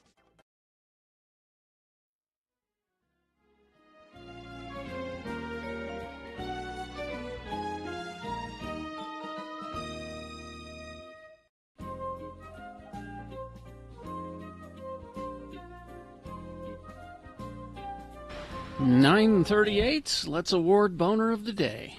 And it's brought to you, and I don't have the results yet, Katie, and it's brought to you in part by a potato bar with all the fixins. And during the season of inspiration at Young Mazda, lease the new 2021 Mazda CX-5 Sport all-wheel drive for only $245 per month. See their selection at youngmazdautah.com. Young Mazda, think young, drive young, offer OAC. Boner candidate number 1 was Way to Go Art Lovers. The BLM said some visitors to see that monolith, which has now been removed, down in the backcountry in central Utah or southern Utah, harmed public lands, trash, driving off-road, pooping just wherever. Going up against number 2, can we just charge these people all with attempted manslaughter? A group taking off their masks and marching through some stores in Taylorsville to protest mask wearing. That was number 2. And I didn't catch who was the winner, Katie. Number 2. Number 2 wins. Can we charge them all with attempted manslaughter? All right, there you go. That's your winner of Boner of the Day for November 30, 2020. It's now qualified to be Boner of the Week. That'll be decided on Friday at about this time. We've got the Road to the Road Home coming up. Yes. Starting Wednesday. And we'll get you more information about that as it happens. But I was just, as I was reading through the news this morning, there's a whole thing in the Salt Lake Tribune about winter and homelessness and people who really need our help this year. You know, it's going to be harder than ever to do, and I don't know, it may be harder than ever to motivate people to care about their neighbors while we're also going through this. I don't know if it's motivating people to care. I think a lot of people are in difficult financial situations now. Like, you know, they've either lost their job or taken a pay cut, and maybe they usually donate a certain amount every year, and they're just not able to this year. And I'm sure I don't think it's people don't care as much. Put it another way. I mean, that it's going to be difficult to get people, to motivate people to do this because they're concerned with their own lives. And it's a difficult year to donate items. Although you can do it, you'll be able to do it. That's no problem. I just mean if people are worried about that, maybe you usually gather up coats or blankets or things, and then you're not comfortable doing that this year. But they can always use your cash donations, because then they go buy the things that they are low on, that they, we desperately need socks. We'll go buy a bunch of socks. But you will be able to donate in-kind items, of course. Yes, as we start the Road to the Road Home Wednesday, you'll be able, and I'm not sure which Chevy dealer it is at this point. Do we know? I'll need to look that up. But you'll be able to take items like socks into your local Chevy dealer, just as you always have in the past. And the only difference is we won't be at that location, but there is a way that you'll be able to talk to us. Yeah, we'll be able to interact with you, and we can see you, and you can see us. And I'd like to thank our X96 support personnel that are going to help make that happen. Engineering and promotions in particular. So we'll be doing that. Wednesday we'll start asking for your in-kind items. And do we have a list of where they are yet? I'm not sure which ones we're going to be at specifically on the Wednesdays, but there is a complete list of all the Chevy dealers, and there's got to be one near you. If you go to x96.com and click on the banner that says "Please help Utahns this holiday season, the road home," click on that, and it'll show you the Chevy dealers where you can drop off your donations. And you don't have to wait till the day we're there. They're all accepting donations all the time, so you can just do it at your convenience. So if that's the way you like to donate, and that's very, very welcome, you take in old coats and socks and stuff like that, you'll still be able to do that at the Rocky Mountain Chevy dealers. And of course, the Mediathon that we're going to be doing the 2 days before Christmas Eve, that will still be going on, and you can donate online. Again, if you go to our website and click on that box, there, you can see the words "The Road Home" are highlighted in green. Click on that, and that'll take you to where you can donate using your credit card. And you can do that now. You don't have to wait till the Mediathon to do it. And you can select the station that you're donating for. And well, that's the easy part. There's X96 right there. Because there's a lot of stations this year that are... Well, we shouldn't put any of the other ones on there. Well, I agree, but... Take those off. But yeah, it's all there at x96.com. Any of your questions, they can be answered there. But really, money is the best thing that you can do. They appreciate the physical donations at Chevy dealers and all that, but they because the Road Home has connections, they can get things for cheaper with your dollar donation. Plus, it keeps the lights on. So go to x96.com for all of that information. All right, we're going to take a break. We'll be back after these and crawling towards the exits. X96.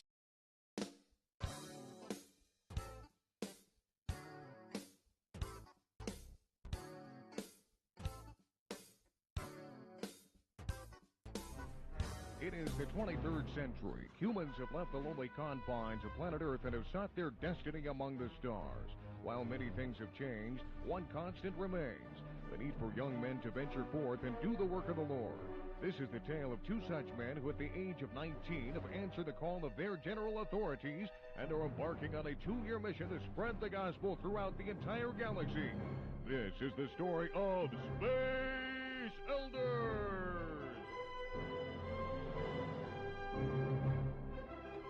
Today, we join our missionaries as they land on a remote planet called Triskelion. Hey, Lehi, ever wonder where Zone Leader Hansen finds planets no one has ever heard of to send us to? Well, I'm sure these folks just call the 1-800-Subspace channel and request visits by missionaries. Well, we've been on Triskelion for over a minute now, and no one's made an attempt on our lives. I'd say so far so good. Well, these are the agreed-upon coordinates. We were supposed to wait here for them to contact us. What the flip? Hey, where are we now? You are in a cavern miles below the surface of Triskelion. Looky, Butch, disembodied brains. Who are you guys? We are the providers. 200 quatlus for the tall one. 300 quatlus for the tall one. Excuse me, providers. I'm Lehi Christiansen, and this is Elder Jensen. 500 quatlus for Elder Jensen. As I was saying, we represent the Church of Jesus Christ of Latter-day Saints. You know, the Mormons. 600 quatlus for Elder Jensen. We was wondering if you had heard of our church and if you'd like to hear more. 700 quatlus for Elder Jensen, and I'll let you have the fat one for free. Hey, wait just a minute. Missionaries come in pairs. You can't split us up. We are a package deal. Okay. 800 quatlus for both of the Mormons. That's my final offer. Did we just get sold to that glowing brain under the glass doodad over there? That's what it sounded like. We'd better get to the bottom of this. Excuse me. It's me over here, Lehi. You know, the fat one. But you're not helping. Sorry. If you brains are done talking amongst yourselves, we'd just like to talk to you about joining our faith. Silence! You are now a drill thrall. You will fight in the arena for our amusement until you are dead. I don't like the looks of this. Come on, don't be such a wussy. We have these big stick thingies to defend ourselves with, and our opponent is a scantily clad woman with big breasts. Come on, lady, take your best shot. Ow! Hey, I wasn't ready. Try that again, I dare you. Ow! Hey, that's gonna leave a mark. Hey, provider guys, care to make a new wager? 300 quatlus on the missionaries. 400 quatlus on the scantily clad woman with big breasts. How would you like to wager your eternal souls? Make this good, or we will teleport you onto the surface of Triskellion's sun. Okay, here's the deal. If we win, we get to go free, and you donate 1,000 quatlus to the LDS Church Missionary Program. We lose, and we will remain drill thralls and fight for your amusement. I don't know. That's a lot of quatlus. What, you chicken? You have a wager. You two against all of the other drill thralls. Oh, it was nice Nice knowing you, Lehigh. Don't sweat it, Butch. I got a plan. Is this the end of Butch and Lehigh? Will they spend the rest of their very short lives as drill thralls? Can quatloos be used to pay tithing? How exactly would you baptize a disembodied brain anyway? Tune in next time to hear Lehigh say, "Put down your stick, Butch, and follow my lead." But we couldn't take a prissy girl thrall, and you think we can take on all them without weapons? Trust me. Excuse me, drill thralls. I'm Elder Christiansen of the LDS Church. My companion, Elder Jensen, and I were wondering if you'd like to learn more about the Mormon Church. Hey, where's everybody going? Foul! You cheated! I demand a rematch! On the next eye-gouging episode of Space Elders.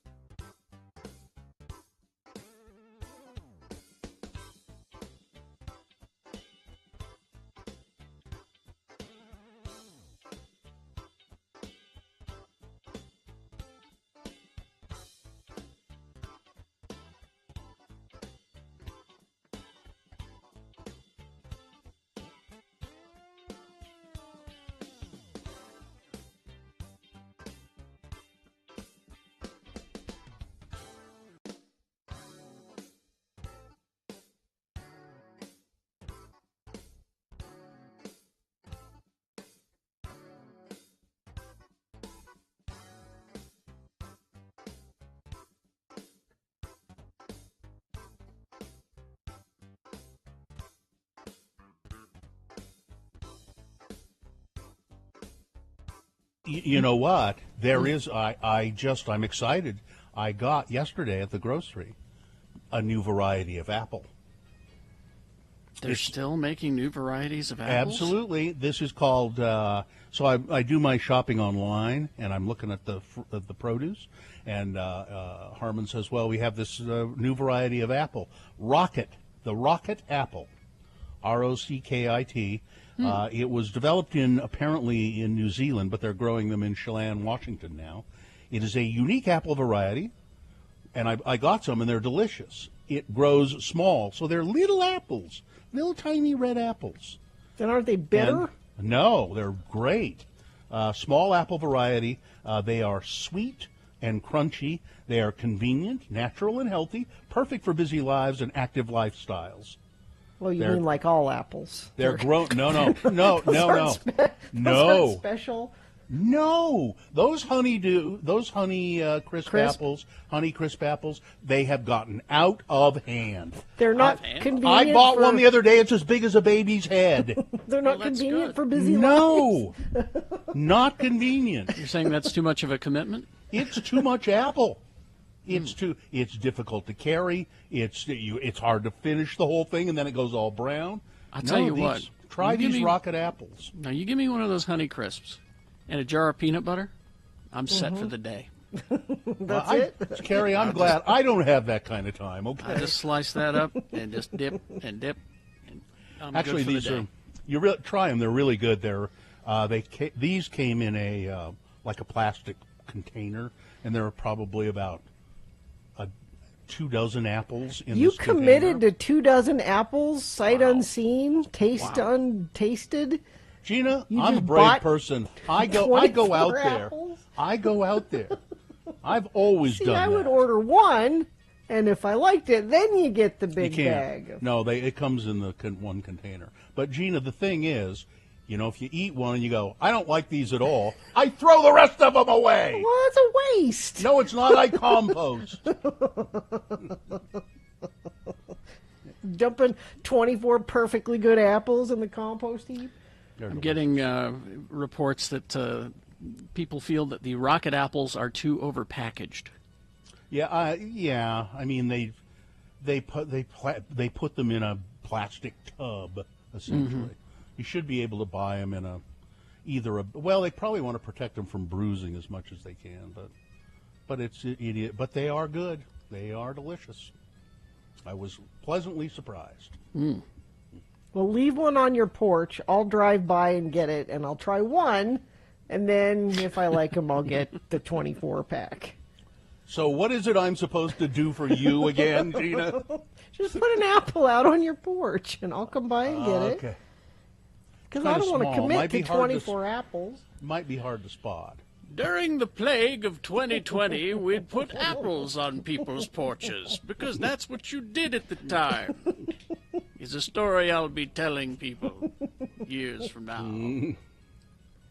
Well, anyway, but they are. If you want to try them, they are good. Take my word for it. They're Okay. delicious.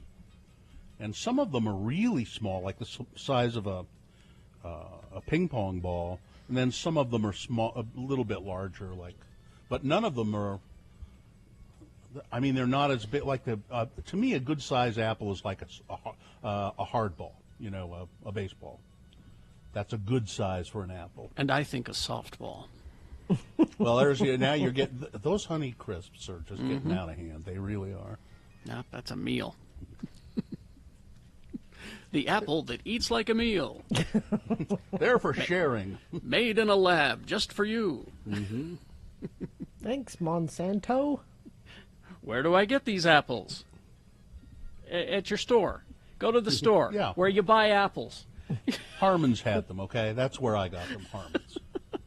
Do you miss, when you're ordering the produce online, do you miss not being Yes. in the produce aisle when the thunder and lightning start? No. And No, I don't miss and they that. wash. You don't miss that? No, I miss not choosing my own produce, though, really. I want you to, next time you order online, in your mind, when you're picking your produce, I want you to have thunder and lightning and rain sound. Why do you going- want me to do that? I don't miss it. I don't want to do it. Why don't you It'll leave be me some fun. thunder and lightning on your porch, and I'll come and pick it up? Surely there's an app for this, Gina.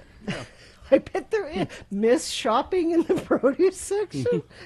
You should. And you could give your kid a squirt gun and they could squirt you while you listen to the sounds of thunder and lightning. And Yeah, Smith should do that, or Harmon should do it. You click on the produce, and it makes that noise. That'd be good. I always thought that was, I don't know, just kind of bugs me when it happens. No, it's smart because it warns you that it's about the to... water's about to turn on. Yeah, you don't want to Yeah. be standing under it. I know why they do it. It just bugs me. What would you like him to do? Alarm. Back away. Dive! From the produce. Dive! Something like that, Let me see. What do we have here? We have, let's see. There's a wonderful bit of radish there. It's, oh my God! Oh my God! Oh my God! Back away. We're about to irradiate the fruit. Back off. Oh, look at this. Oh, some nice cauliflower happening here. Oh my God! Yeah. Oh, yeah, you're right. Yeah. Okay, let's do the promo and crawl towards the exits. Okay. Hope you had a good and safe Thanksgiving, but now it's time to get back to mornings with Radio from Hell. It's Tuesday, which means we have a Utah Word of the Day lesson with LeVar and LeGrand at 7 a.m. Then at 7:45, Nate McDonald will be back with our weekly COVID update. And, of course, Todd will have a new tune for Tuesday morning at 9 a.m. So don't miss Tuesday's Radio from Hell show on XN96. Good enough? I'd say that's about right. Let's see, is this a rocket apple? Is that what's it? Yeah, okay, let me see. Oh, that looks good. That's a nice one. Oh, my. Step back. That would just not sit Now well. you're all wet. Well, let's see. Let's see. Is broccoli? Is that? Oh my goodness! Ow! No, Yeah, no. I don't like that one. I think the cloud Thunders. Nice. Okay. Are we good? I think we're good. All business? We got it? I think, well, you must. They just sent me the results of the boner voting for round 2. So thanks, you guys. Fine job, Katie. Thank you. Live long and prosper, bitches. Don't you know who I am? I don't want to commit to 24 apples. Corey is next.